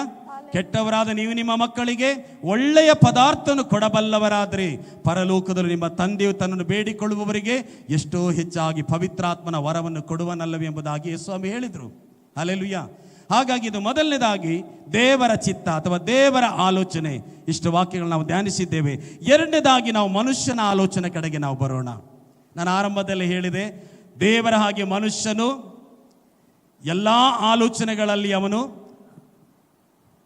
Perfect ಆಗಿರುವುದಿಲ್ಲ. ಪಾಸಿಟಿವ್ ಆಗಿರೋಕ್ಕಿಂತ ನೆಗೆಟಿವ್ ಆಗಿರುವಂಥ ಆಲೋಚನೆಗಳೇ ಮನುಷ್ಯನಲ್ಲಿ ಬಹಳವಾಗಿದೆ. ಹಾಗಾಗಿ ಈಗ ಎರಡನೇದಾಗಿ ಮನುಷ್ಯನ ಆಲೋಚನೆ. ಜ್ಞಾನೋಕ್ತಿಗಳ ಪುಸ್ತಕ 19ನೇ ಅಧ್ಯಾಯ 21ನೇ ವಚನ. ಸರ್ವಸಾಮಾನ್ಯವಾಗಿ ನಮಗೆಲ್ಲ ತಿಳಿದಿರುವಂಥ ವಾಕ್ಯಗಳೇ ಅನೇಕ ಸಾರಿ ನಾವು ಧ್ಯಾನಿಸಿದ್ದೇವೆ. ಆದರೆ ಆಗಿಂದಾಗ ದೇವರು ನಮಗೆ ಆ ವಾಕ್ಯಗಳ ಮೂಲಕ ನಮಗೆ ಯಾಕೆ ಮಾತಾಡ್ತಾನೆ ಎಂಬುದಾಗಿ ಕೇಳುವಾಗ ನಾವು ನಮ್ಮ ಆಲೋಚನೆಗಳನ್ನು ಬಿಟ್ಟು ದೇವರ ಆಲೋಚನೆಗೆ ನಾವು ಸಂಪೂರ್ಣವಾಗಿ ಒಳಪಡಿಸಿಕೊಳ್ಳಬೇಕೆನ್ನುವ ಕಾರಣಕ್ಕಾಗಿ. Price the lord. ಜ್ಞಾನೋಕ್ತಿಗಳ ಪುಸ್ತಕ 19ನೇ ಅಧ್ಯಾಯ 21ನೇ ವಚನ. ಮನುಷ್ಯನ ಮನಸ್ಸಿನಲ್ಲಿ ಅನೇಕ ಸಂಕಲ್ಪಗಳಿವೆ, ಯೆಹೋವನ ಸಂಕಲ್ಪವೇ ಈಡೇರುವುದು. Praise the lord, hallelujah. ಇಲ್ಲಿ ಕುಳಿತಿರುವಂತಹ ಪ್ರಿಯ ದೇವರ ಮಕ್ಕಳೇ, ಇವತ್ತು ನಿಮ್ಮ ಮನಸ್ಸಿನಲ್ಲಿ, ನನ್ನ ಮನಸ್ಸಿನಲ್ಲಿ ಅನೇಕ ಆಲೋಚನೆಗಳು ಓಡಾಡ್ತಾ ಇದೆಯಾ ಇಲ್ವಾ? Praise the Lord. ಕುಟುಂಬದ ಕುರಿತಾಗಿ, ಮಕ್ಕಳ ಕುರಿತಾಗಿ, ಭವಿಷ್ಯತ್ತಿನ ಕುರಿತಾಗಿ ನಾವು ಎಷ್ಟೇ ಆಗಿದ್ರೂ ಕೂಡ ಕೆಲವು ಸಂದರ್ಭಗಳಲ್ಲಿ ಭವಿಷ್ಯತ್ತಿನ ಕುರಿತಾಗಿ, ಮಕ್ಕಳ ಕುರಿತಾಗಿ, ಎಜುಕೇಷನ್ನ ಕುರಿತಾಗಿ, ಪ್ರತಿಯೊಂದು ವಿಷಯಗಳಲ್ಲಿ ತಂದೆ ತಾಯಿಗಳಿಗೆ ಎಷ್ಟೇ ದೇವರ ವಾಕ್ಯದ ಅನುಭವ ಇದ್ರೂ ಕೂಡ ಅನೇಕ ಸಾರಿ ನಾವು ದೇವರ ಮಾರ್ಗದರ್ಶನ ಬಿಟ್ಟು ನಮ್ಮದೇ ಆದಂಥ ಆಲೋಚನೆಗಳಲ್ಲಿ ನಾವು ತುಂಬಿಕೊಂಡು ಅನೇಕ ಸಾರಿ ಎಷ್ಟೆಷ್ಟೋ ಯೋಚನೆಗಳು ನಾವು ಮಾಡುವವರಾಗಿದ್ದೇವೆ. ಆದ್ರೆ ಒಂದು ಮಾತ್ರ ನಮಗೆ ತಿಳಿದಿರಬೇಕು, ಹಲ್ಲೆಲೂಯಾ, ಇವತ್ತು ನನ್ನ ಮತ್ತು ನಿಮ್ಮ ಮನಸ್ಸಿನಲ್ಲಿ ಅನೇಕ ಆಲೋಚನೆಗಳಿದ್ರೂ ಕೂಡ ದೇವರ ಆಲೋಚನೆ ಈಡೇರುವಂಥದ್ದಾಗಿದೆ. Praise the lord, hallelujah. ಅದೇ ಜ್ಞಾನೋಕ್ತಿಗಳ ಪುಸ್ತಕ 19ನೇ ಅಧ್ಯಾಯ 3ನೇ ವಚನ. ಮನುಷ್ಯನು ಮೂರ್ಖತನದಿಂದ ತನ್ನ ಗತಿಯನ್ನು ಕೆಡಿಸಿಕೊಂಡು ಯೆಹೋವನ ಮೇಲೆ ಕುದಿಯುವನು. ಆಮೇನ್, ಹಲ್ಲೆಲೂಯಾ. ಮನುಷ್ಯನು ಮೂರ್ಖತನದಿಂದ ತನ್ನ ಗತಿಯನ್ನು ಕೆಡಿಸಿಕೊಂಡು ಯೆಹೋವನ ಮೇಲೆ ಕುದಿಯುವನು. ಈ ವಾಕ್ಯ ಓದುವಾಗ ನನಗೆ ನಮ್ಮ ಸಭೆಯಲ್ಲಿ ಒಂದು ಫ್ಯಾಮಿಲಿ ನೆನಪಾಗ್ತದೆ. ಯಾಕೆಂದರೆ ರಕ್ಷಣೆಗೆ ಬಂದಾಗ ಮೊದಲು ಹೆಂಡತಿ ಮಕ್ಕಳು ರಕ್ಷಣೆಗೆ ಬಂದರು. ನಂತರ ಗಂಡ ಭಾಳ ಡ್ರಿಂಕ್ಸ್ ಮ್ಯಾನು. ನಾನು ಹೇಳಿದೆ ಒಂದು ಸಾರಿ ಇಲ್ಲಿ, ಅವರು ಕೂಡ ಸಭೆಗೆ ಬರಲಿಕ್ಕೆ ಸ್ಟಾರ್ಟ್ ಮಾಡಿದ್ರು. ಸಭೆಗೆ ಬಂದ ನಂತರ ಅಂದರೆ ಅವರ ಮಗನಿಗೆ ಬ್ಲಡ್ ಕ್ಯಾನ್ಸರ್ ಇದ್ದಿತ್ತು. ಸಾಧಾರಣ 9 ವರ್ಷ ಹುಡುಗನಿಗೆ ಮಣಿಪಾಲದಲ್ಲಿ ಟ್ರೀಟ್ಮೆಂಟ್ ಆಗ್ತಾ ಉಂಟು. ಹೀಗೆ ಆ ಮಗನ ಜೀವಿತದಲ್ಲಿ ಮೊದಲನೇ ತಿಂಗಳಿಗೆ ಒಂದು ಸಾರಿ ಅವರು ಚೆಕಪ್ಪಿಗೆ ಅಂತ ಮಣಿಪಾಲ್ಗೆ ಹೋಗಬೇಕಾಗಿತ್ತು. ಹೋದಾಗ ಅವರು ಮೊದಲೆಲ್ಲ ಹೋದಾಗ ಅವನಿಗೆ ಯಾವಾಗಲೂ ಇಂಜೆಕ್ಷನ್ ಕೊಡುವಂಥದ್ದು, ಟ್ಯಾಬ್ಲೆಟ್ಸ್ಗಳು ತುಂಬ ಇತ್ತು. ಈ ತಾಯಿ ಮಕ್ಕಳು ಪ್ರಾರ್ಥನೆಗೆ ಬರಲಿಕ್ಕೆ ಸ್ಟಾರ್ಟ್ ಮಾಡಿದ ನಂತರ ಮತ್ತೆ ಟೆಸ್ಟಿಗೆ ಹೋದಾಗ ಆ ಮಗನಲ್ಲಿ ಒಂದು ವ್ಯತ್ಯಾಸ ಕಂಡು ಬಂತು. ಹಲ್ಲೆಲೂಯಾ. ಇದರ ನಿಮಿತ್ತವಾಗಿ ಅವರ ಗಂಡ ಕೂಡ ಏನು ಮಾಡಿದರು, ಸಭೆಗೆ ಬರಲಿಕ್ಕೆ ಸ್ಟಾರ್ಟ್ ಮಾಡಿದರು. ಕುಡಿಯುವಂಥದ್ದು ಎಲ್ಲ ಬ್ಯಾಡ್ ಹ್ಯಾಬಿಟನ್ನು ಬಿಟ್ಟು ಒಳ್ಳೆ ರೀತಿಯಲ್ಲಿ ದೇವರ ಸನ್ನಿಧಾನಕ್ಕೆ ಬಂದು ಗಂಡ ಹೆಂಡತಿ ಇಬ್ಬರು ಒಟ್ಟಿಗೆ ದೀಕ್ಷಾ ಸ್ಥಾನ ತೆಗೆದುಕೊಂಡು ಊರಲ್ಲೇ ಗಾರೆ ಕೆಲಸ ಮಾಡಿಕೊಂಡು ಒಳ್ಳೆ ಜೀವನ ಮಾಡ್ತಾಯಿದ್ರು. ಭಾನುವಾರ ಶುಕ್ರವಾರ ಕುಟುಂಬವಾಗಿ ಸಭೆಗೆ ಬರ್ತಾಯಿದ್ರು. ಆದರೆ ಅವರಿಗಿರುವಂಥ ಸಮಸ್ಯೆ ಆ ಮಗುವಿನ ಟ್ರೀಟ್ಮೆಂಟಿಗೋಸ್ಕರವಾಗಿ ಮೊದಲು ದೇವರ ಕಡೆಗೆ ಬರೋದಕ್ಕಿಂತ ಮುಂಚಿತವಾಗಿ ತುಂಬ ಸಾಲಗಳನ್ನು ಮಾಡಿಕೊಂಡಿದ್ರು. ಆ ಸಾಲದ ನಿಮಿತ್ತವಾಗಿ ಎಲ್ಲಿ ನೋಡಿದ್ರು ಕೂಡ ಅವರಿಗೆ ಲೋನ್ ಕಟ್ಟಲಿಕ್ಕೆ ಅವರಿಗೆ ಹಣದ ಕೊರತೆ ಉಂಟಾಗ್ತಿತ್ತು. ಆದರೂ ಕೂಡ ದೇವರ ಕಡೆಗೆ ಬಂದ ನಂತರ ದೇವರು ಗಂಡನಿಗೆ ಕೆಲಸ ಮಾಡಲಿಕ್ಕೆ ಬಲ ಕೊಟ್ಟಿದ್ದಾನೆ, ಆರೋಗ್ಯ ಕೊಟ್ಟಿದ್ದಾನೆ. ಸಹೋದರಿ ಕೂಡ ಮನೆಯಲ್ಲೇ ಸಣ್ಣ ಪುಟ್ಟ ಕೆಲಸ ಮಾಡಿಕೊಂಡು ಜೀವನ ಮಾಡ್ತಾರೆ, ಒಳ್ಳೆ ರೀತಿಯಲ್ಲಿ ಹೋಗ್ತಾ ಇತ್ತು. ಆದರೆ ಅವ್ರ ರಿಲೇಷನ್ ಒಬ್ಬರು ಒಂದು ಹೋಟೆಲ್ ಪ್ರಾರಂಭ ಮಾಡಿದ್ರು. 2-3 ಹೋಟೆಲ್ಗಳನ್ನು ಅವ್ರು ಇಟ್ಟಿದ್ದಾರೆ ಮ್ಯಾಂಗ್ಳೂರಲ್ಲಿ. ಹಾಗಾಗಿ ಇವರಿಗೆ ಹೇಳಿದರು, ಒಂದು ಹೋಟೆಲ್ ನೀವು ನಡೆಸ್ಕೊಂಡು ಹೋಗ್ಬಹುದಾ ಎಂಬುದಾಗಿ ಕೇಳಿದರು. ಆಗ ಇವರಿಗೆ ತುಂಬ ಸಾಲಗಳಿರುವುದರಿಂದ ಅವರು ಸ್ವಲ್ಪ ಹಣವನ್ನು ಕೂಡ ಸಾಲ ತೀರಿಸಲಿಕ್ಕೆ ಸಾಲವಾಗಿ ಕೊಟ್ಟರು. ಅವರು ನನ್ನ ಹತ್ರ ಬಂದು ಕೇಳಿದರು, ಪಾಸ್ಟರ್ ನಮ್ಮ ಯಜಮಾನರು ಮಂಗಳೂರಿಗೆ ಹೋಟ್ಲಿಗೆ ಹೋಗ್ತಾ ಇದ್ದಾರೆ, ಹಾಗಾಗಿ ನೀವು ಪ್ರಾರ್ಥನೆ ಮಾಡಬೇಕೆಂಬುದಾಗಿ. ಯಾಕೆಂದರೆ ಅವರು ರಕ್ಷಣೆಗೆ ಬಂದು 1-1.5 ವರ್ಷ ಆಗಿದ್ದಷ್ಟೇ ಕ್ರಿಸ್ತನಲ್ಲಿ ಬೆಳೆಯುತ್ತಾ ಇದ್ದಾರೆ. ಭಾಳ ಆಸಕ್ತಿ ಉಳ್ಳಂಥ ಒಬ್ಬ ಯವನಸ್ಥ ಗಂಡ. ಅವರು ದೇವ್ರ ಮೇಲೆ ಬಹಳ ಪ್ರೀತಿ, ಆದರೆ ಅವರಿಗೆ ಮನಸ್ಸಿಲ್ಲ. ಹೆಂಡತಿ ಹೇಳಿದ್ರಿಂದ ಅವ್ರು ಹೋಗಬೇಕಾಯ್ತು. ನಾನು ಹೇಳಿದೆ, ನೋಡ್ರಿ, ಈ ಹೋಟೆಲ್ ವಾತಾವರಣ ಏನಂತ ನನಗೆ ಗೊತ್ತುಂಟು. ವಿಶ್ವಾಸಿಗಳಿಗೆ ಹೋಟೆಲ್ ಕೆಲಸ ಒಳ್ಳೆಯದಲ್ಲ. ಯಾಕಂದರೆ ಅದರಲ್ಲಿ ನಾನು ಮುಳುಗಿ ಬಂದರೆ ನನಗೆ ಗೊತ್ತುಂಟು. ಎಲ್ಲ ಪಾಪಮಯವಾಗಿರೋ ಸಂಗತಿಗಳು, ಬಾಯಿಂದ ಬರುವಂಥ ದುರಭ್ಯಾಸ, ಕೆಟ್ಟ ಚಟ್ಟ ದುರಭ್ಯಾಸಗಳೆಲ್ಲ ಅಲ್ಲೇ ಜಾಸ್ತಿಯಾಗಿ ಕೆಲಸ ಮಾಡ್ತಿರುವಂಥದ್ದು. ನನ್ನ ಅನುಭವ ನಾನು ಅವರಿಗೆ ಹೇಳಿದೆ. ಆದರೂ ಈ ಸಹೋದರನಿಗೆ ಹೋಗಲಿಕ್ಕೆ ಮನಸ್ಸಿಲ್ಲ. ಆಗ ಹೆಂಡತಿಗೆ ನಾನು ಬುದ್ಧಿವಾದ ಹೇಳಿದ್ರು ಕೂಡ ಹೆಂಡತಿ ಕೇಳಲಿಲ್ಲ, ಗಂಡನ ಕಳಿಸೇ ಬಿಟ್ರು. 1 ವರ್ಷ ಆಯಿತು. ನಾನು ಹೇಳಿದೆ, ಭಾನುವಾರ ಹೇಗಾದರೂ ಮಾಡಿ ನೀವು ಆರಾಧನೆಗೆ ಹೋಗಿ. ಸ್ಟಾರ್ಟಿಂಗಲ್ಲಿ ಹೇಳಿದರು, ಪ್ರತಿ ಭಾನುವಾರ ಅವರು ಇಲ್ಲಿಗೆ ಆರಾಧನೆಗೆ ಬರುವಾಗೆ ನಾನು ಅವರಿಗೆ ಹೇಳ್ತೇನೆ ಪಾಸ್ಟರ್ ಎಂಬುದಾಗಿ ಹೆಂಡತಿ ಹೇಳಿದರು. ಅದಕ್ಕೆ ನಾನು ಅವ್ರಿಗೆ ಹೇಳಿದೆ, ಇಲ್ಲಿಗೆ ಬರೋದು ಬೇಡ, ಭಾಳ ದೂರ ಅಲ್ವ, ಮಂಗಳೂರಿಂದ ಕುಂದಾಪುರಿಗೆ ಬರೋದಾದರೆ ಅಲ್ಲೇ ಮಂಗಳೂರಿನಲ್ಲೇ ಕೆಲವೊಂದು ಆತ್ಮಿಕ ಸಭೆ ಇದೆ, ನಾನು ಅಲ್ಲಿಗೆ ಬೇಕಾದ್ರೆ ನಿಮಗೆ ಕಾಂಟ್ಯಾಕ್ಟ್ ಮಾಡಿ ಕೊಡ್ತೇನೆ ಎಂಬುದಾಗಿ ಹೇಳಿದೆ. ಆದರೆ ಹೋಟೆಲ್ ಭಾನುವಾರ ರಜೆನೇ ಇಲ್ಲ, ಎಲ್ಲ ದಿವಸಕ್ಕಿಂತ ಭಾನುವಾರ ರಶ್ಶಲ್ಲಿ ಗಿರಾಕಿ. ಹಾಗಾಗಿ ಇವರಿಗೇನಾಯಿತು, ಆರಾಧನೆಗೆ ಹೋಗ್ಲಿಕ್ಕೂ ಆಗ್ತಾ ಇಲ್ಲ, ಪ್ರಾರ್ಥನೆ ಮಾಡಲಿಕ್ಕೂ ಸರಿಯಾಗಿ ಆಗ್ತಾ ಇಲ್ಲ. ಕೆಲವು ಸಾರಿ ಹೇಳ್ತಾ ಇದ್ರಂತೆ, ದೇವ್ರ ಮೇಲೆ ಅವರಿಗೆ ಬೇಸರ ಅಂತೆ, ಕೆಲವು ಸಾರಿ ಪಾಸ್ಟರ್ ಮೇಲೂ ಬೇಸರ ಅಂತ ಹೇಳ್ತಾರಂತೆ. ಅವ್ರ ಬಾಯಿಂದಲೇ ನಾನು ಕೇಳಿದ್ದು, ಯಾಕೆಂದರೆ ದೇವರು ಹೋಗ್ಲಿಕ್ಕೆ ಹೇಳಿದ್ನ? ದೇವರೇನಾದರೂ ಇದಕ್ಕೆ ಕಾರಣನಾಗಿದ್ನ? ಸಭಾಪಾಲಕರೇನಾದರೂ ಅದಕ್ಕೆ ಸಪೋರ್ಟ್ ಮಾಡಿದ್ದಾರಾ? ಆದರೆ ದೇವ್ರ ವಾಕ್ಯ ಏನು ಹೇಳ್ತದೆ? ಮನುಷ್ಯನು ಮೂರ್ಖತನದಿಂದ ತನ್ನ ಗತಿಯನ್ನು ಕೆಡಿಸಿಕೊಂಡು ಯೆಹೋವನ ಮೇಲೆ ಕುದಿಯುವನಂತೆ. ಹಲ್ಲೆಲೂಯ.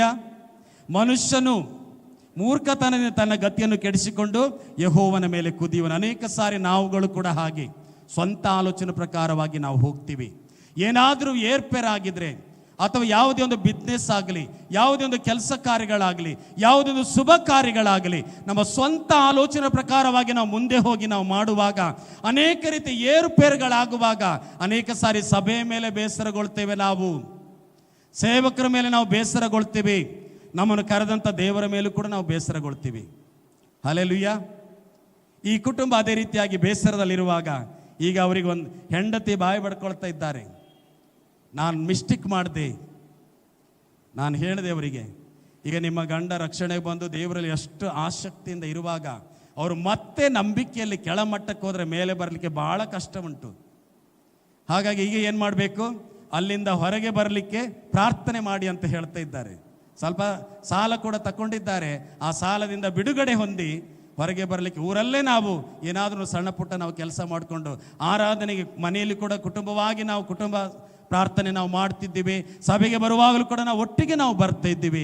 ಆದರೆ ಈಗ ಇಲ್ಲ, ಮಕ್ಕಳೇನಾಗಿದ್ದಾರೆ, ಸ್ವಲ್ಪ ದಾರಿ ತಪ್ಪಿ ಹೋಗಿದ್ದಾರೆ. ಮನೆಯಲ್ಲಿ ಕೂಡ ತಂದೆ ಇರುವಾಗ ಎಲ್ಲ ಭಯಭಕ್ತಿಯಲ್ಲಿ ಮಕ್ಕಳು ಮಾಡ್ತಿದ್ರು ಪ್ರಾರ್ಥನೆಗಳು, ಅದು ಮತ್ತು ಶಿಸ್ತುನ ಎಲ್ಲ ಇದರಲ್ಲಿ. ಈಗ ತಂದೆ ಮನೆಯಲ್ಲಿ ಇರದೇ ಇರುವುದರಿಂದ ಮಕ್ಕಳು ಕೂಡ ಸ್ವಲ್ಪ ಏನಾಗಿದ್ದಾರೆ, ದಾರಿ ಬಿಟ್ಟು ಹೋಗ್ತಾ ಇದ್ದಾರೆ. ಇದೆಲ್ಲ ಸಿಸ್ಟ್ರು ಎಲ್ಲ ತಲೆಗೆ ಹಾಕಿಕೊಂಡು ಇವತ್ತು ಅವರು ಆತ್ಮಿಕ ಜೀವನದಲ್ಲಿ ಕುಗ್ಗಿ ಹೋಗುವಂಥ ಅನುಭವದಲ್ಲಿದ್ದಾರೆ. ಯಾಕೆಂದರೆ ಅನೇಕ ಸಾರಿ ಸೇವಕರು ಕೊಡುವಂಥ ಆಲೋಚನೆಗಳನ್ನು ಸಭೆ ಅಂಗೀಕಾರ ಮಾಡಿದರೆ ದೊಡ್ಡ ಆಶೀರ್ವಾದ ಅದು. ಹಲ್ಲೆಲೂಯಾ. ಸೇವಕರು ನಿಮಗಿಂತ ದೊಡ್ಡವರಾಗಿರ್ಬೋದು, ಚಿಕ್ಕವರಾಗಿರ್ಬೋದು. ಹಲ್ಲೆಲೂಯಾ. ಯಾಕೆಂದರೆ ದೇವರು ಮಾತನಾಡುವಾಗ ದೊಡ್ಡವರು ಚಿಕ್ಕವರು ಅಂತೇಳಿ ಇಲ್ಲ. ಚಿಕ್ಕ ಬಾಲಕನಾದ ಸಮುವೇಲನ ಮೂಲಕವಾಗಿ ಯಾಜಕನಾದ ಏಲಿಯನ್ನೇ ದೇವರು ಎಚ್ಚರಿಸಲಿಲ್ವಾ? Praise the lord. ಹಲ್ಲೆಲೂಯಾ. ಹಾಗಾಗಿ ದೇವರ ಪುಲ್ಪಿಟ್ ಮುಂದೆ ನಿಲ್ಲುವಂಥ ಪ್ರತಿಯೊಂದು ದೇವಸೇವಕರು, ನಾನಂತೇಳಿ ಅಲ್ಲ, ಯಾರೇ ದೇವರ ಪುಲ್ಪಿಟ್ ಮೇಲೆ ನಿಂತು ಮಾತನಾಡುವಾಗ ಅವರ ಬಾಯಿಂದ ಬರುವಂಥ ಮಾತುಗಳನ್ನು ದೇವಜನರು ಅದನ್ನು ಅಂಗೀಕರಿಸತಕ್ಕದ್ದು. ಮಲಾಕಿನ ಪ್ರವಾದನೆ ಗ್ರಂಥದಲ್ಲಿ ನಾವು ಏನು ಓದ್ತೀವಿ ಅದನ್ನು ಬೇಕಾದ್ರೆ ನಾವು ತೆಗೆದು ಹೋದ್ರಿ. ಮಲಾಕಿನ ಪ್ರವಾದನೆ ಗ್ರಂಥ ಅದರ 2ನೇ ಅಧ್ಯಾಯ 7ನೇ ವಚನ. ಜ್ಞಾನಾನುಸಾರವಾಗಿ ಮಾತನಾಡುವುದು ಯಾಜಕನ ತುಟಿಗಳ ಧರ್ಮವಷ್ಟೇ. ಅವನು ಸೇನಾಧೀಶ್ವರ ಯೆಹೋವನ ದೂತನಾಗಿರುವ ಕಾರಣ ಜನರು ಅವನ ಬಾಯಿಂದ ಧರ್ಮೋಪದೇಶವನ್ನು ಕೇಳಿ ಕೈಕೊಳ್ಳತಕ್ಕದ್ದು. Amen, hallelujah. ಜ್ಞಾನಾನುಸಾರವಾಗಿ ಮಾತಾಡುವುದು ಯಾಜಕನ ತುಟಿಗಳ ಧರ್ಮವಷ್ಟೇ. ಮತ್ತೇನು ಬರೆಯಲ್ಪಟ್ಟಿದೆ? ಅವನು ಸೇನಾಧೀಶ್ವರ ಯೆಹೋವನ ದೂತನಾಗಿರುವ ಕಾರಣ ಜನರು ಅವನ ಬಾಯಿಂದ ಧರ್ಮೋಪದೇಶವನ್ನು ಕೇಳಿಕೊಳ್ಳತಕ್ಕದ್ದು. ಇಷ್ಟು ಸಾಕಲ್ವಾ? ಇವತ್ತು ಸಭಾಪಾಲಕರು ಒಳ್ಳೆಯ ವಿಷಯಗಳನ್ನು ಹೇಳಿದರೆ ಅದು ಮಾತ್ರ ನಾವು ಅಂಗೀಕಾರ ಮಾಡ್ತೀವಿ. ಕೆಲವು ಸಾರಿ ನಮ್ಮನ್ನು ಎಚ್ಚರಿಸುವಂಥ, ಗದರಿಸುವಂಥ ಸಂದೇಶಗಳನ್ನು ಕೊಡುವುದಾದರೆ ಇದು ನನಗಲ್ಲ ಮತ್ತೊಬ್ಬರಿಗೆ ಎಂಬುದಾಗಿ ನಾವು ತಿರಸ್ಕಾರ ಮಾಡ್ತೀವಿ. Hallelujah, praise the Lord. ಯಾಕೆಂದರೆ ದೇವರ ಜ್ಞಾನಾನುಸಾರವಾಗಿ ಮಾತನಾಡುವುದು ಯಾಜಕನ ತುಟಿಗಳ ಧರ್ಮವಷ್ಟೇ. ಅವನು ಯೆಹೋವನ ದೂತನಾಗಿರುವ ಕಾರಣ ಜನರು ಅವನ ಬಾಯಿಂದ ಧರ್ಮೋಪದೇಶವನ್ನು ಕೇಳಿಕೊಳ್ಳತಕ್ಕದ್ದು ಎಂಬುದಾಗಿ. Praise the Lord. ಯಾಕೆಂದರೆ ಯಾವ ತಂದೆ ತಾಯಿಗಳಾಗಲಿ ತಮ್ಮ ಮಕ್ಕಳು ತಂದೆ ತಾಯಿಯ ಮಾತನ್ನು ಕೇಳಿದರೆ ಮಕ್ಕಳಿಗೆ ಸಂತೋಷ ಆಗ್ತದದು ಅಲ್ಲ. ಮಕ್ಕಳು ತಂದೆ ತಾಯಿಗಳ ಮಾತನ್ನು ಮಕ್ಕಳು ಕೇಳಿದರೆ ತಂದೆ ತಾಯಿಗೆ ಸಂತೋಷ ಆಗ್ತದೆ ಇಲ್ವಾ? ಇಲ್ವಾ? ದುಃಖ ಆಗ್ತದಾ? ದುಃಖ ಆಗುವುದು ಯಾವಾಗ? ಮಾತು ಕೇಳದೇ ಇರುವುದರಿಂದ. ಅದೇ ರೀತಿ ಈ ಆತ್ಮಿಕ ಸಭೆ, ಒಬ್ಬ ಸಭಾಪಾಲಕನಿಗೆ ಅವನ ಆತ್ಮಿಕ ಮಕ್ಕಳೇ ಅವರ ಮಕ್ಕಳು. Praise the Lord. ಯಾಕೆಂದರೆ ಸಭೆಯ ಮಕ್ಕಳು ಒಬ್ಬ ಸಭಾಪಾಲಕನ ಮಾತನ್ನು ಕೇಳಿದರೆ ಅದಕ್ಕಿಂತ ದೊಡ್ಡ ಸಂತೋಷ ಸಭಾಪಾಲಕನಿಗೆ ಬೇರೆ ಇಲ್ಲ.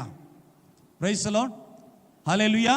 ಯಜ್ಞವನ್ನು ಅರ್ಪಿಸುವುದಕ್ಕಿಂತ ಮಾತು ಕೇಳುವುದು ಉತ್ತಮ ಎಂಬುದಾಗಿ ನಾವು ದೇವರ ವಾಕ್ಯದಲ್ಲಿ ನಾವು ನೋಡುವವರಾಗಿದ್ದೇವೆ. Price the lord. ಹಾಗಾಗಿ ಈ ಕುಟುಂಬ ಕೂಡ ಈಗ ಬಹಳ ಪಶ್ಚಾತ್ತಾಪ ಪಡ್ತಾ ಇದ್ದಾರೆ.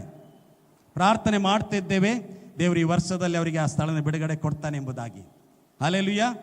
ಯಾಕೆಂದರೆ ಅನೇಕ ಸಾರಿ ನಾವು ಎಚ್ಚರಿಸಿದ ಹಾಗೆ ಎಚ್ಚೆತ್ತುಕೊಳ್ಳದಿದ್ರೆ ಮತ್ತೆ ಅಪಾಯ ಕಟ್ಟಿಟ್ಟ ಬುತ್ತಿ. Praise the Lord. ಇನ್ನೊಂದು ವಚನ ಜ್ಞಾನೋಕ್ತಿಗಳ ಪುಸ್ತಕ 16:9 ಅಲ್ಲಿ ಈ ರೀತಿಯಾಗಿ ಬರೆಯಲ್ಪಟ್ಟಿದೆ. 16:9 ಜ್ಞಾನೋಕ್ತಿಗಳ ಪುಸ್ತಕ. ಮನುಷ್ಯನು ತನ್ನ ಮನದಂತೆ ದಾರಿಯನ್ನು ಆರಿಸಿಕೊಂಡರೂ ಯೆಹೋವನೇ ಅವನಿಗೆ ಗತಿಯನ್ನು ಏರ್ಪಡಿಸುವನು. Price the lord. ಮನುಷ್ಯನು ತನ್ನ ಮನದಂತೆ ದಾರಿಯನ್ನು ಆರಿಸಿಕೊಂಡರೂ ಯೆಹೋವನೇ ಅವನಿಗೆ ಗತಿಯನ್ನು ಏರ್ಪಡಿಸುವನು. Price the Lord. ಮನುಷ್ಯನ ಮನಸ್ಸಿನಲ್ಲಿ ಅನೇಕ ಸಂಕಲ್ಪಗಳಿವೆ, ಆದರೆ ಯೆಹೋವನ ಸಂಕಲ್ಪವೇ ಈಡೇರುವುದು. Praise the Lord. ಇವತ್ತು ನಾವು ದೇವರ ಮಕ್ಕಳು, ನಾವು ದೇವರನ್ನು ಅರಿಯದಿರುವಂಥ ಸಂದರ್ಭಗಳಲ್ಲಿ ಏನೇನು ಯೋಚನೆ ಮಾಡ್ತೇವೆ ಅದರ ಹಾಗೆ ನಾವು ಮಾಡಲಿಕ್ಕೆ ನಾವು ಹೋಗ್ತೇವೆ. ಆದರೆ ಈಗ ನಾವು ಆ ರೀತಿಯಾಗಿ ಇಲ್ಲ. ಕರ್ತನ ಮಾರ್ಗದರ್ಶನದ ಅಡಿಯಲ್ಲೇ ನಾವು ಹೋಗಬೇಕು. Praise the Lord. ದೇವರ ವಾಕ್ಯ ನಮಗೆ ಏನು ಬೋಧಿಸ್ತದೋ ಆ ವಾಕ್ಯಾನುಸಾರವಾದ ಜೀವಿತ ನಾವು ಮಾಡಬೇಕು. ಹಲ್ಲೆಲೂಯಾ. ಪೌಲನು ಹೇಳ್ತಾನೆ, ಎಲ್ಲವನ್ನೂ ಮಾಡಲಿಕ್ಕೆ ನನಗೇನು ಸ್ವಾತಂತ್ರ್ಯ ಉಂಟು, ಎಲ್ಲವೂ ವಿಹಿತವಾಗಿರುವುದಿಲ್ಲ ಎಂಬುದಾಗಿ. Praise the Lord. ಯಾಕೆಂದರೆ ಇವತ್ತು ನಾವು ಏನು ಬೇಕಾದರೂ ಮಾಡ್ಬೋದು, ಏನು ಬೇಕಾದರೂ ನಾವು ಯೋಚನೆ ಮಾಡ್ಬೋದು, ಏನು ಬೇಕಾದರೂ ನಾವು ಮಾಡ್ತಾ ನಾವು ಮುಂದೆ ಹೋಗ್ಬೋದು. ಆದರೆ ಎಲ್ಲವೂ ವಿಹಿತವಾಗಿರುವುದಿಲ್ಲ ಎಂಬುದಾಗಿ ಪೌಲನು ಕಡಾಖಂಡಿತವಾಗಿ ಎಚ್ಚರಿಸ್ತಾ ಇದ್ದಾನೆ. ಪ್ರಿಯರೇ, ಹಲ್ಲೆಲೂಯಾ, ಹಲ್ಲೆಲೂಯಾ. ಉದಾಹರಣೆಗೆ ನಾವು ನೋಡುವಾಗ ನಮಗೆಲ್ಲರಿಗೂ ಗೊತ್ತಿರುವಂಥ ನ್ಯಾಯಸ್ಥಾಪಕರ ಪುಸ್ತಕದಲ್ಲಿ ನವೋಮಿ ಮತ್ತು Elimelech. Praise the lord, hallelujah. ರೊಟ್ಟಿ ಮನೆ ಬೆತ್ಲೆಹೇಮಿನಲ್ಲಿ ಬರ ಇದ್ದ ಕಾರಣ ಅವರು ಏನು ಮಾಡಿದ್ರು? ಗಂಡ ಹೆಂಡತಿ ಇಬ್ಬರು ಗಂಡು ಮಕ್ಕಳು ದೇವರ ಆಲೋಚನೆ ಕೇಳಲಿಲ್ಲ, ಸ್ವಂತ ಆಲೋಚನೆ ಪ್ರಕಾರವಾಗಿ ಪ್ರಯಾಣ ಬೆಳೆಸಿದ್ರು. ಹಲ್ಲೆಲೂಯಾ. ಮೋವಾಬು ದೇವರನ್ನು ಅರಿಯದಂಥ ಜನರು, ದೇವರಿಗೆ ಇಷ್ಟ ಇಲ್ಲದಂಥ ಆಚಾರ ಪದ್ಧತಿಗಳಿಂದ ಕೂಡಿರುವಂಥ ಸ್ಥಳ. ಬೆತ್ಲೆಹೇಮಿನಲ್ಲಿ ಇದೊಂದು ಕುಟುಂಬ ಮಾತ್ರ ಇರುವುದಾ? ಸಾವಿರಾರು ಕುಟುಂಬಗಳಿದ್ದಾರೆ ಬೆತ್ಲೆಹೇಮಿನಲ್ಲಿ. ಆದರೆ ಇವರಿಗೆ ಎಲ್ಲಿಂದ ಅಂತ ಯೋಚನೆ ಬಂತಂತ ಗೊತ್ತಿಲ್ಲ. Praise the lord, hallelujah. ದೇವರು ಹೇಳಿದ್ರಿಂದ ಇವರು ಹೋಗಲಿಲ್ಲ. ಆದರೆ ಮುಂದೆ ನಾವು ನೋಡುವಾಗ ಎಲಿಮಲೇಕನು ತೀರಿ ಹೋಗ್ತಾನೆ. ಕೆಲವು ಸಮಯಗಳಾದ ನಂತರ ಇಬ್ಬರು ಗಂಡು ಮಕ್ಕಳಿಗೆ ಮೋವಾಬ್ ಸ್ತ್ರೀಯರನ್ನು ಮದುವೆ ಮಾಡ್ತಾರೆ ಎಂಬುದಾದ ವಾಕ್ಯ ಬಗ್ಗೆ ನಿಮ್ಮೆಲ್ಲರಿಗೂ ಗೊತ್ತುಂಟು. ಮದುವೆಯಾಗಿ ಕೆಲವೇ ಸಮಯಗಳಲ್ಲಿ ಇಬ್ಬರು ಗಂಡು ಮಕ್ಕಳು ಕೂಡ ತೀರಿ ಹೋಗ್ತಾರೆ. Praise the lord, hallelujah. ಯಾಕೆ ಈ ಸೋಲು? ಯಾಕೆ ಈ ಕಣ್ಣೀರು? ಯಾಕೆ ಈ ದುಃಖ? ಸ್ವಂತ ಆಲೋಚನೆ. Praise the Lord. ಕೆಲವು ಸಾರಿ ನಾವು ಬೇರೆಯವ್ರಿಗೆ ನಾವು ಹೇಳೋದುಂಟಲ್ಲ, ಯಾವುದಾದ್ರೂ ಒಂದು ಕೆಲಸ ಮಾಡಬೇಕಾದ್ರೆ 100 ಸಾರಿ ಯೋಚನೆ ಮಾಡಿ ಮಾಡು ಎಂಬುದಾಗಿ.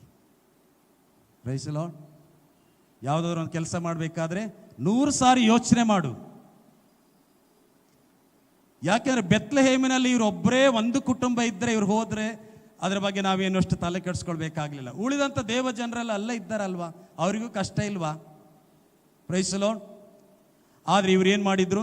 ಕಷ್ಟ ಬೇಡ, ನಮಗೆ ಸುಖ ಬೇಕು.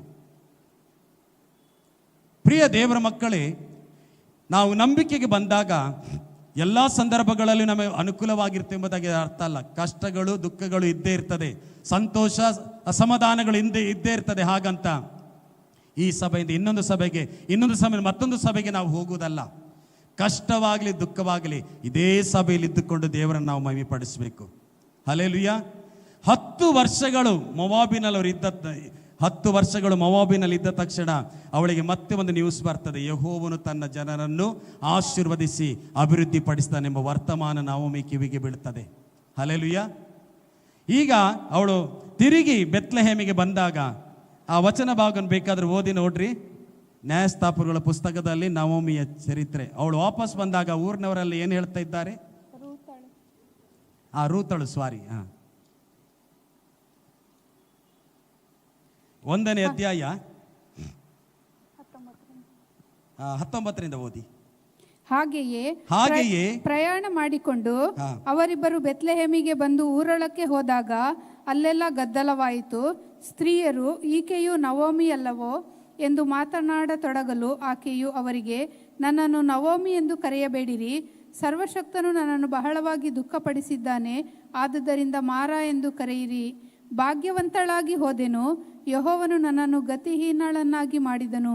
ಯೆಹೋವನು ನನಗೆ ವಿರೋಧವಾಗಿ ಸಾಕ್ಷಿ ಹೇಳಿದ್ದಾನೆ, ಸರ್ವಶಕ್ತನು ನನ್ನನ್ನು ಬಾಧಿಸಿದ್ದಾನೆ, ಇದರಿಂದ ನೀವು ನನ್ನನ್ನು ನವೋಮಿ ಎಂದು ಕರೆಯುವುದು ಹೇಗೆ ಅಂದಳು. ಹಲ್ಲೆಲೂಯಾ. ನೋಡಿ, ಅಲ್ಲಿ ಕೂಡ ದೇವರ ಮೇಲೆ ದೂರು. Praise the Lord. ಆ ಊರಿನವರೆಲ್ಲ ನವೋಮಿ ಬಂದಾಗ ಸ್ತ್ರೀಯರು, ಈಕೆಯು ನವೋಮಿಯಲ್ಲವೋ ಎಂದು ಮಾತಾಡತೊಡಗಲು ಆಕೆಯು ಅವರಿಗೆ, ನನ್ನನ್ನು ನವೋಮಿ ಎಂದು ಕರೆಯಬೇಡಿರಿ. ನವೋಮಿ ಎಂಬ ಹೆಸರಿನ ಅರ್ಥ ರಮಣೀಯಳು. Price the lord. ಮತ್ತೇನು ಹೇಳ್ತಾ ಇದ್ದಾಳೆ? ನವೋಮಿ ಎಂದು ಕರೆಯಬೇಡ್ರಿ, ಸರ್ವಶಕ್ತನು ನನ್ನನ್ನು ಬಹಳವಾಗಿ ದುಃಖಪಡಿಸಿದ್ದಾನೆ, ಆದದ್ದರಿಂದ ಮಾರಾ ಎಂದು ಕರೆಯಿರಿ. ಭಾಗ್ಯವಂತಳಾಗಿ ಹೋದೆನು, ಯೆಹೋವನು ನನ್ನನ್ನು ಗತಿಹೀನಳನ್ನಾಗಿ ಬರಮಾಡಿದನು. ಯೆಹೋವ ನನಗೆ ವಿರೋಧವಾಗಿ ಸಾಕ್ಷಿ ಹೇಳಿದ್ದಾನೆ, ಸರ್ವಶಕ್ತನು ನನ್ನನ್ನು ಬಾಧಿಸಿದ್ದಾನೆ, ಇದರಿಂದ ನೀವು ನನ್ನನ್ನು ನವೋಮಿ ಎಂದು ಕರೆಯುವುದು ಹೇಗೆ ಅಂದಳು.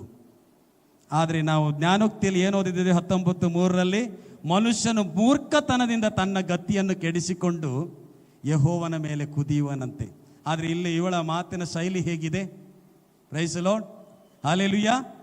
ಏನು ಹೇಳ್ತಾ ಇದ್ದಾಳೆ ದೇವರಿಗೆ? ಸರ್ವಶಕ್ತನು ನನ್ನನ್ನು ಬಹಳವಾಗಿ ದುಃಖಪಡಿಸಿದ್ದಾನೆ, ಆಮೇಲೆ ಯೆಹೋವನು ನನ್ನನ್ನು ಗತಿಹೀನಳನ್ನಾಗಿ ಬರಮಾಡಿದನು, ಆಮೇಲೆ ಸರ್ವಶಕ್ತನು ನನ್ನನ್ನು ಬಾಧಿಸಿದ್ದಾನೆ. ದೇವರ ಮೇಲೆ ಎಷ್ಟು ದೂರು. ಕೆಲವು ಸಾರಿ ನಾವು ದೇವರ ಮಾರ್ಗವನ್ನು ಅನ್ಯೋನ್ಯತೆಯನ್ನು ಬಿಟ್ಟು ದೂರ ಹೋಗುವ, ಕೆಲವು ಸಾರಿ ದೇವರ ನ್ಯಾಯ ತೀರ್ಪು ಕೂಡ ನಮ್ಮ ಮೇಲೆ ಬರ್ತದೆ, ಬರಲ್ಲ ಅಂತ ನಾನು ಹೇಳಲ್ಲ. ಹಲ್ಲೆಲೂಯಾ. ಆ ಲಾಸ್ಟ್ ನಾವು ಬೆಟ್ಟು ಮಾಡಿ ತೋರಿಸೋದು ಯಾರಿಗೆ? ಪಾಸ್ಟರ್ ಸ್ಟೀಫನ್ ಜಮಖಂಡಿ ಅವರಿಗೆ. Praise the lord, hallelujah.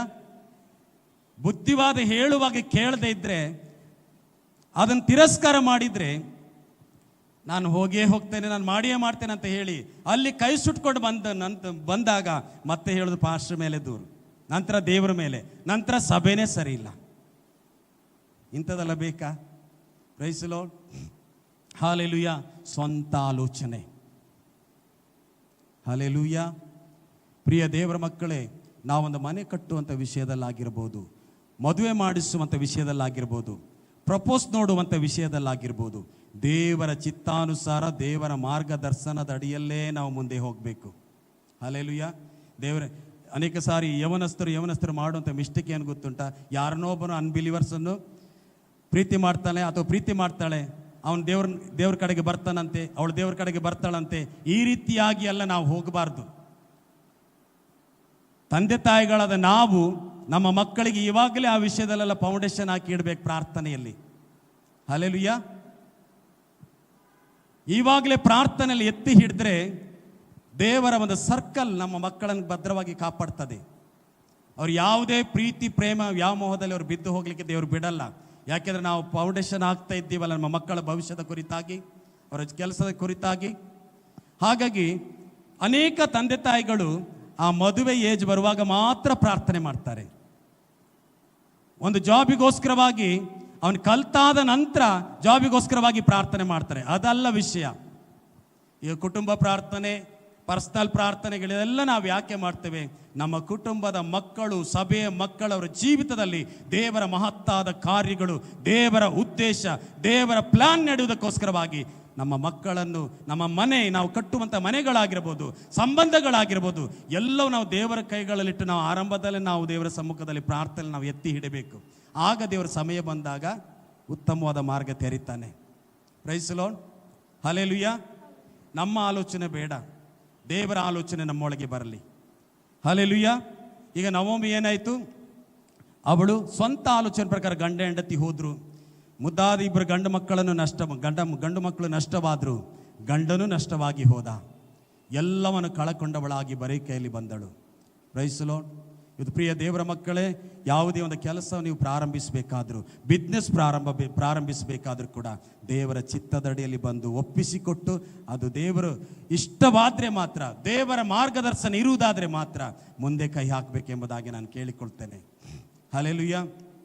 ಉದಾಹರಣೆಗೆ ನಮ್ಮ ತಮ್ಮ ಸಂತೋಷ್, ದೇವರಲ್ಲಿ ಅವನಷ್ಟು ಸರಿಯಾಗಿ ಪರ್ಫೆಕ್ಟಾಗಿ ಇಲ್ಲ. ಸಭೆಗೆ ಬರ್ತಾನೆ ಹೋಗ್ತಾನೆ, ಮತ್ತೆಲ್ಲ ಲೋಕದವ್ರ ಜೊತೆಗೆ ಜಾಸ್ತಿ ಟೈಮ್ ಪಾಸು. ಈಗ ಎಷ್ಟೋ ಒಂದು 2 ವರ್ಷಗಳ ಹಿಂದೆ ಒಂದು ಸರ್ವಿಸ್ ಸ್ಟೇಷನನ್ನು ಆರಂಭಿಸಿದಾಗಲೂ ಕೂಡ ಸೇವಕರನ್ನು ಕರೆದೇ ಓಪನಿಂಗ್ ಮಾಡಿದ್ದು.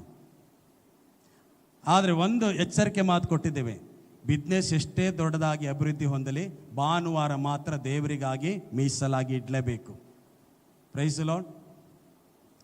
ಇವನು ಸರ್ವಿಸ್ ಸ್ಟೇಷನ್ ಸ್ಟಾರ್ಟ್ ಮಾಡಿದ ಅಂದಿನಿಂದ ಇವತ್ತಿನ ತನಕ ಭಾನುವಾರದಲ್ಲಿ ಕೂಡ ಕೆಲಸನೇ ಮಾಡ್ತಿದ್ದಾನೆ. ಹಲ್ಲೆಲೂಯಾ.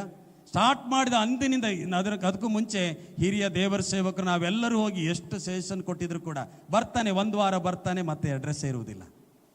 ಭಾನುವಾರ ಅಂತೂ ಬಂದೇ ಇಲ್ಲ. ಯಾಕಂದ್ರೆ ನಮ್ಮ ಮನೇಲಿ ನಡೆದಂಥ ಘಟನೆ ನಾನು ಹೇಳ್ತೇನೆ, ಸ್ವಂತ ಆಲೋಚನೆ.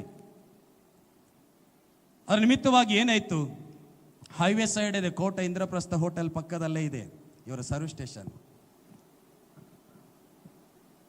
ಜನ ನಿಲ್ತಾ ಇಲ್ಲ. ಒಂದೊಂದು ಬಂದಂಥ ಹುಡುಗರ ಮಕ್ಕಳಿಗೆ ಅವರಿಗೆ ಪ್ರಾಕ್ಟೀಸ್ ಕೊಡಲಿಕ್ಕೆ ಒಂದು 15 ದಿನ ಬೇಕು. ಎಲ್ಲ ಮಿಷನ್ಗಳು ಅರೇಂಜ್ಮೆಂಟ್ ಮಾಡಿದ್ದಾನೆ. ಹೈವೇ ಪಕ್ಕದಲ್ಲೇ ಇದೆ, ಒಳ್ಳೆ ಬಿಸ್ನೆಸ್ ಆಗುವಂಥ ಸ್ಥಳ. ಆದರೆ ಜನರು ನಿಲ್ತಾ ಇಲ್ಲ. ಯಾಕೆ ಜನರು ನಿಲ್ತಾ ಇಲ್ಲ? ದೇವರಿಗೆ ಪ್ರಥಮ ಸ್ಥಾನ ಕೊಡದೇ ಇರುವುದರಿಂದ. Praise the lord. ಅದಾದ ನಂತರ ಬಿಸ್ನೆಸ್ ಕೂಡ ಬಹಳ ಕೆಳಮಟ್ಟಕ್ಕೆ ಹೋಗಲಿಕ್ಕೆ ಪ್ರಾರಂಭವಾಯಿತು. ಈಗ ಇತ್ತೀಚೆಗೆ ಕೆಲವು ಸಾರಿ ಅವನು ಒಬ್ಬನೇ ಸರ್ವಿಸ್ ಸ್ಟೇಷನ್ನು ವೆಹಿಕಲ್ನೆಲ್ಲ ಸರ್ವಿಸ್ ಮಾಡಿದ್ದುಂಟು, ಜನ ಇಲ್ಲದೆ. ಎಂಥ ಪರಿಸ್ಥಿತಿ. ಈಗ ಏನಾಯಿತು, ಬೇರೆಯವರಿಗೆ ಬಾಡಿಗೆ ನಡೆಸಲಿಕ್ಕೆ ಕೊಟ್ಟಿದ್ದಾನೆ. ಕೊಟ್ಟು 2 ತಿಂಗಳಾಯಿತು, ಸಭೆಗೆ ಸರಿಯಾಗಿ ಬರ್ತಾ ಇಲ್ಲ. ಹಲ್ಲೆಲೂಯಾ. ನಾನು ಹೇಳ್ತಿರುವಂಥ ಮಾತು ಪ್ರಿಯ ದೇವರ ಮಕ್ಕಳೇ, ನಮ್ಮ ಹತ್ರ ಹಣ ಇರ್ಬೋದು, ಜ್ಞಾನ ಇರ್ಬೋದು, ಒಳ್ಳೊಳ್ಳೆ ಸಜೆಷನ್ ಕೊಡುವಂಥ ವ್ಯಕ್ತಿಗಳಿರ್ಬೋದು, ಯಾವುದು ಕೂಡ ನಡೆಯುವುದಿಲ್ಲ. ಯಾವಾಗ ದೇವರಿಗೆ ಒಳಗಾಗಿ ನಾವು ಮುಂದೆ ಹೋಗ್ತೇವೋ ಖಂಡಿತವಾಗಿ ದೇವರನ್ನು ನಡೆಸ್ಕೊಂಡು ಹೋಗ್ತಾನೆ. ದೇವರ ಮಕ್ಕಳು ಒಂದು ಸಾರಿ ಮೇಲೆ ಬಂದರೆ ಸ್ಟೆಪ್ ಬೈ ಸ್ಟೆಪ್ ಮೇಲೆ ಬರಬೇಕೆ ಹೊರತು ಕೆಳಗೆ ಬರಬಾರದು. ಹಲ್ಲೆಲೂಯಾ. ಹಾಗಾಗಿ ಅವನಿಗೋಸ್ಕರವಾಗಿ ನೀವೆಲ್ಲ ಪ್ರಾರ್ಥನೆ ಮಾಡಬೇಕೆಂಬುದಾಗಿ ನಾನು ಕೇಳಿಕೊಳ್ತೇನೆ. ತಗ್ಗಿಸ್ಕೊಳ್ಬೇಕು ದೇವರ ಸನ್ನಿಧಾನದಲ್ಲಿ. ಹಲ್ಲೆಲೂಯಾ. ಯಾಕೆಂದರೆ ಅನೇಕ ಸಾರಿ ನಮ್ಮ ಸ್ವಂತ ಆಲೋಚನೆ ಪ್ರಕಾರವಾಗಿ ನಾವು ಹೋಗುವಾಗ ಇಂಥ ಎಡವಟ್ಟುಗಳನ್ನೆಲ್ಲ ನಾವು ಮಾಡ್ಕೊಳ್ತೀವಿ. Praise the lord. ಹಾಗಾಗಿ ಪ್ರಿಯ ದೇವರ ಮಕ್ಕಳು, ಯಾವುದೇ ಆಗಲಿ, ಒಂದು ಶುಭ ಕಾರ್ಯವಾಗಿರಲಿ, ಒಂದು ಮನೆ ಕಟ್ಟುವಂಥ, ಜಾಗ ತೆಗೆದುಕೊಳ್ಳುವಂಥ, ಬಿಸ್ನೆಸ್ ಪ್ರಾರಂಭ ಮಾಡುವಂಥ ಯಾವುದೇ ಕಾರ್ಯಗಳಿದ್ರೂ ಕೂಡ ಮೊದಲು ದೇವರ ಸಮ್ಮುಖಕ್ಕೆ ಬರಬೇಕು. ನಾವು ಅದನ್ನು ತಕ್ಕೊಂಡು, ದೇವರ ಚಿತ್ತ ಇದೆಯಾ, ನಿನ್ನ ಚಿತ್ತ ಇಲ್ವಾ, ಇದಕ್ಕೆ ಮಾರ್ಗದರ್ಶನ ನೀನೇ ಕೊಡಬೇಕು. ದೇವ್ರ ಚಿತ್ತ ಇಲ್ಲದೆ ಇದ್ರೆ ನಮಗೆ ಏನಾಗ್ತದೆ, ಒಳಗೆ ಆ ಕಾರ್ಯಗಳನ್ನು ಮಾಡ್ಲಿಕ್ಕೆ ಒಂಥರ ಭಯ, ಒಂಥ ರೀತಿ ಬೇಸರ, ಕಳವಳ ಉಂಟಾಗ್ತದೆ. ಆವಾಗ ನಾವು ಅರ್ಥ ಮಾಡ್ಕೊಳ್ಬೇಕು ಇದು ದೇವರ ಚಿತ್ತ ಇಲ್ಲ ಎಂಬುದಾಗಿ.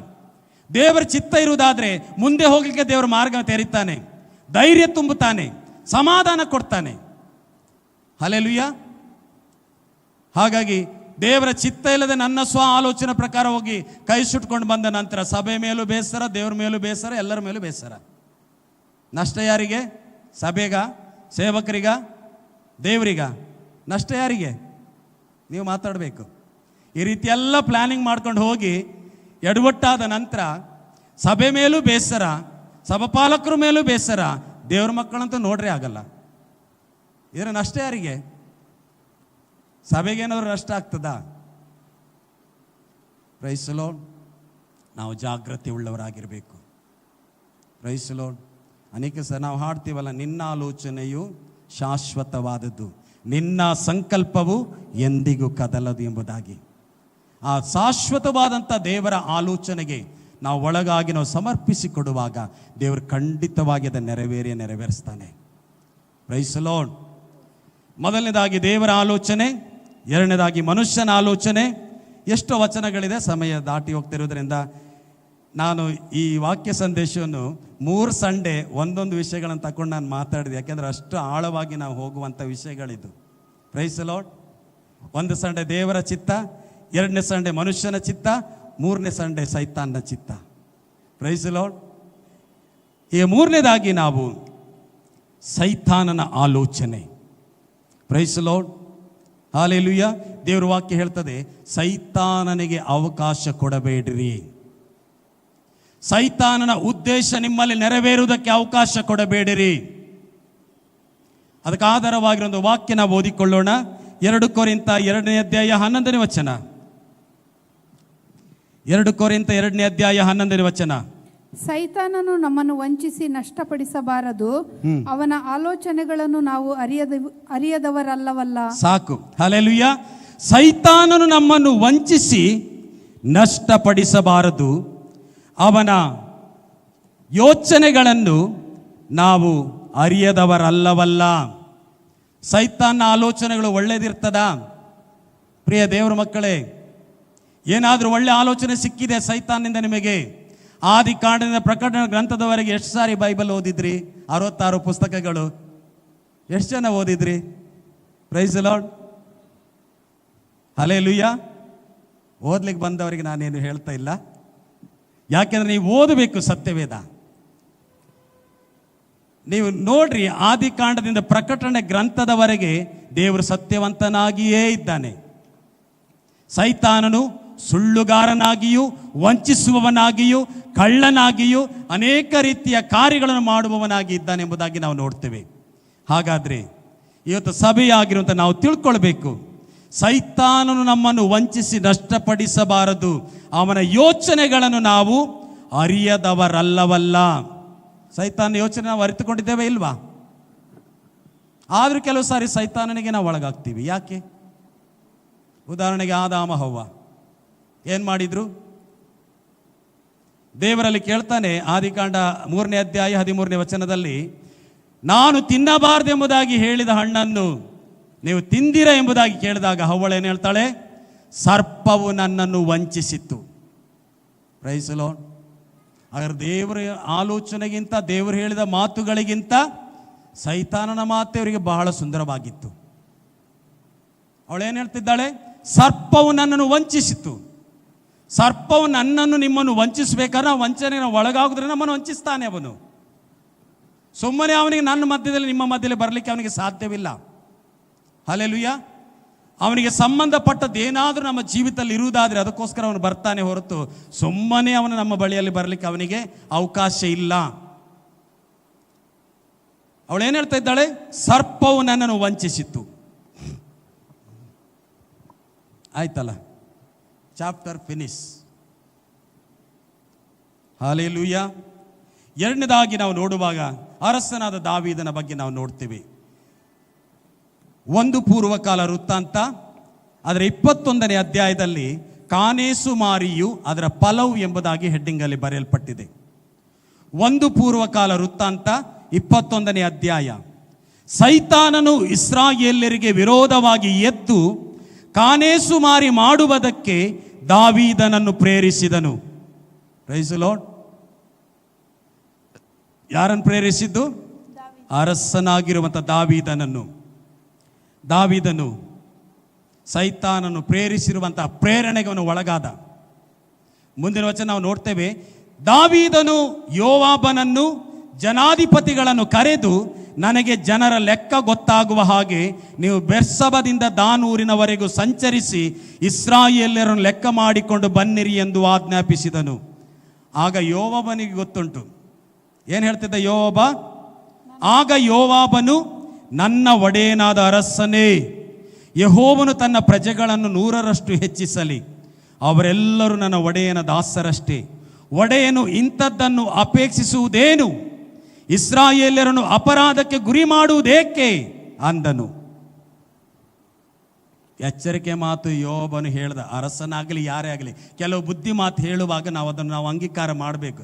ದೊಡ್ಡವರಾಗಲಿ ಚಿಕ್ಕವರಾಗಲಿ, ಬುದ್ಧಿ ಮಾತು ಹೇಳೋರು ಚಿಕ್ಕವರಾಗಲಿ ದೊಡ್ಡವರಾಗಲಿ. ಹಲ್ಲೆಲೂಯಾ.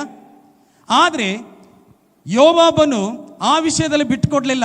ದಾವೀದನ ಅರಸನಾಗಿರ್ಬೋದು, ತೊಂದರೆ ಇಲ್ಲ, ಆದರೆ ಅವನು ಮಾಡ್ತಿರುವಂಥ ಕ್ರಮ ದೇವರ ದೃಷ್ಟಿಯಲ್ಲಿ ಸರಿ ಇಲ್ಲ ಎಂಬುದಾಗಿ ಹೇಳಿದಾಗ ಇವನೇನು ಹೇಳ್ತಾರೆ ದಾವೀದನು?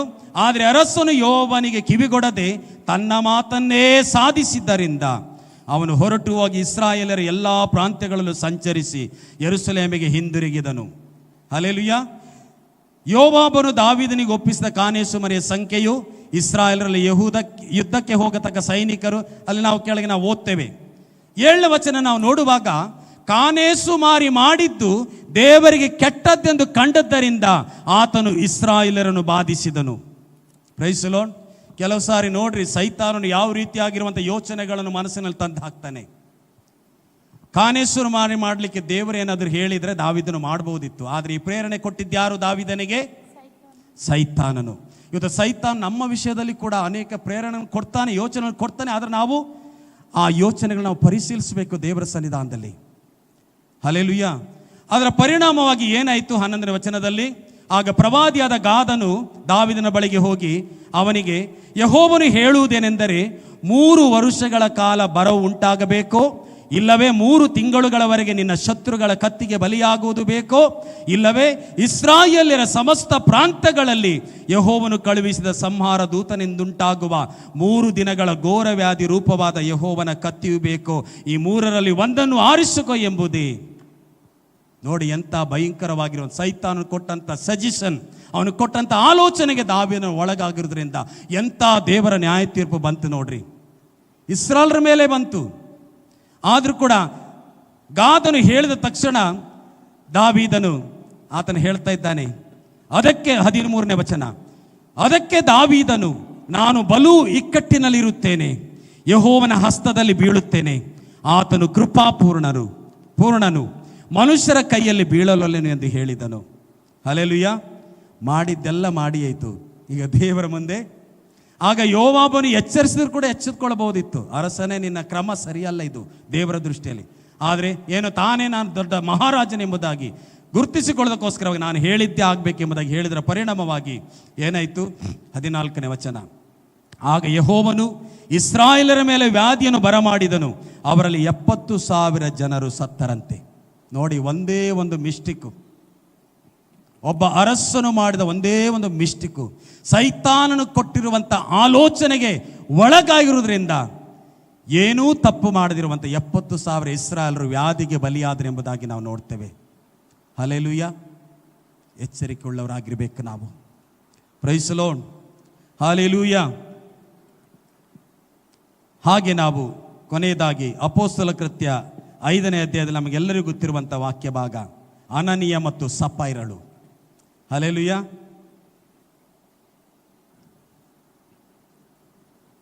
ಅಪೊಸ್ತಲ ಕೃತ್ಯ 5ನೇ ಅಧ್ಯಾಯ.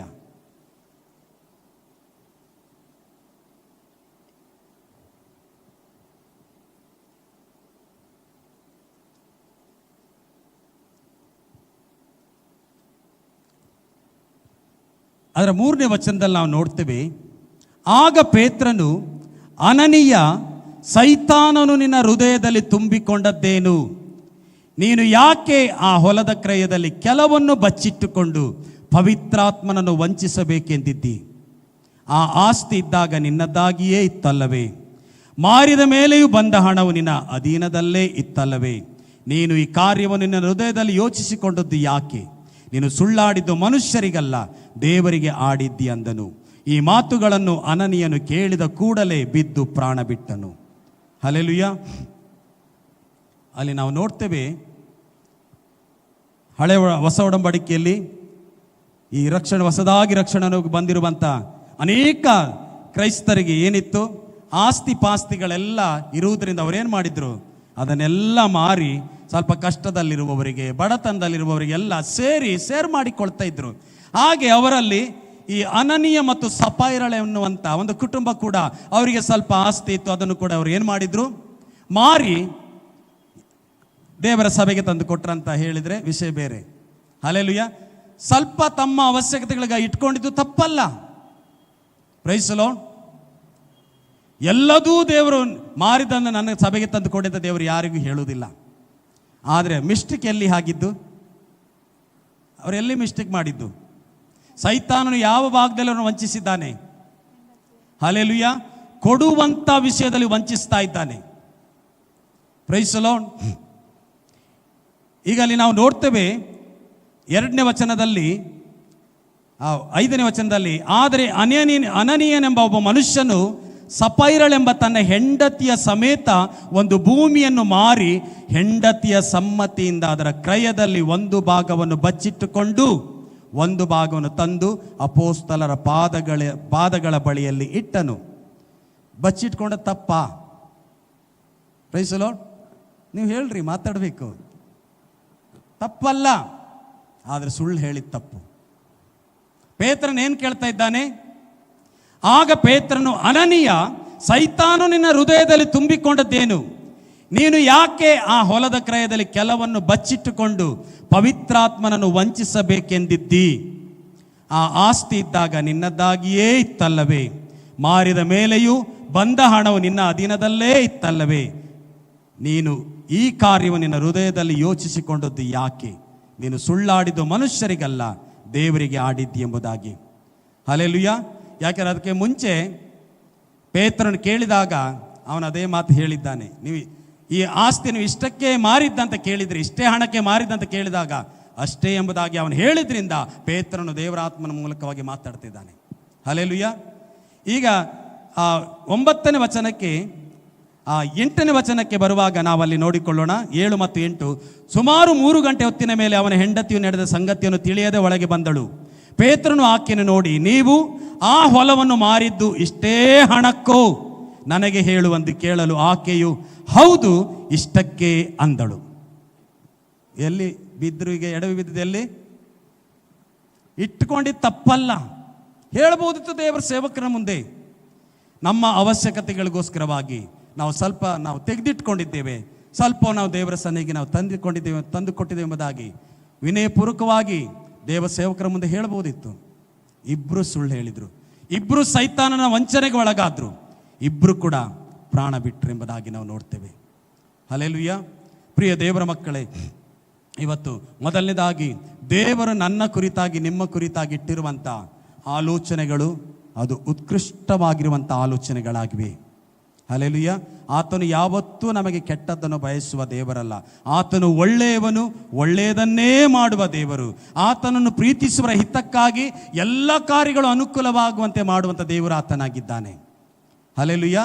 ಇದು ದೇವರ ಆಲೋಚನೆ.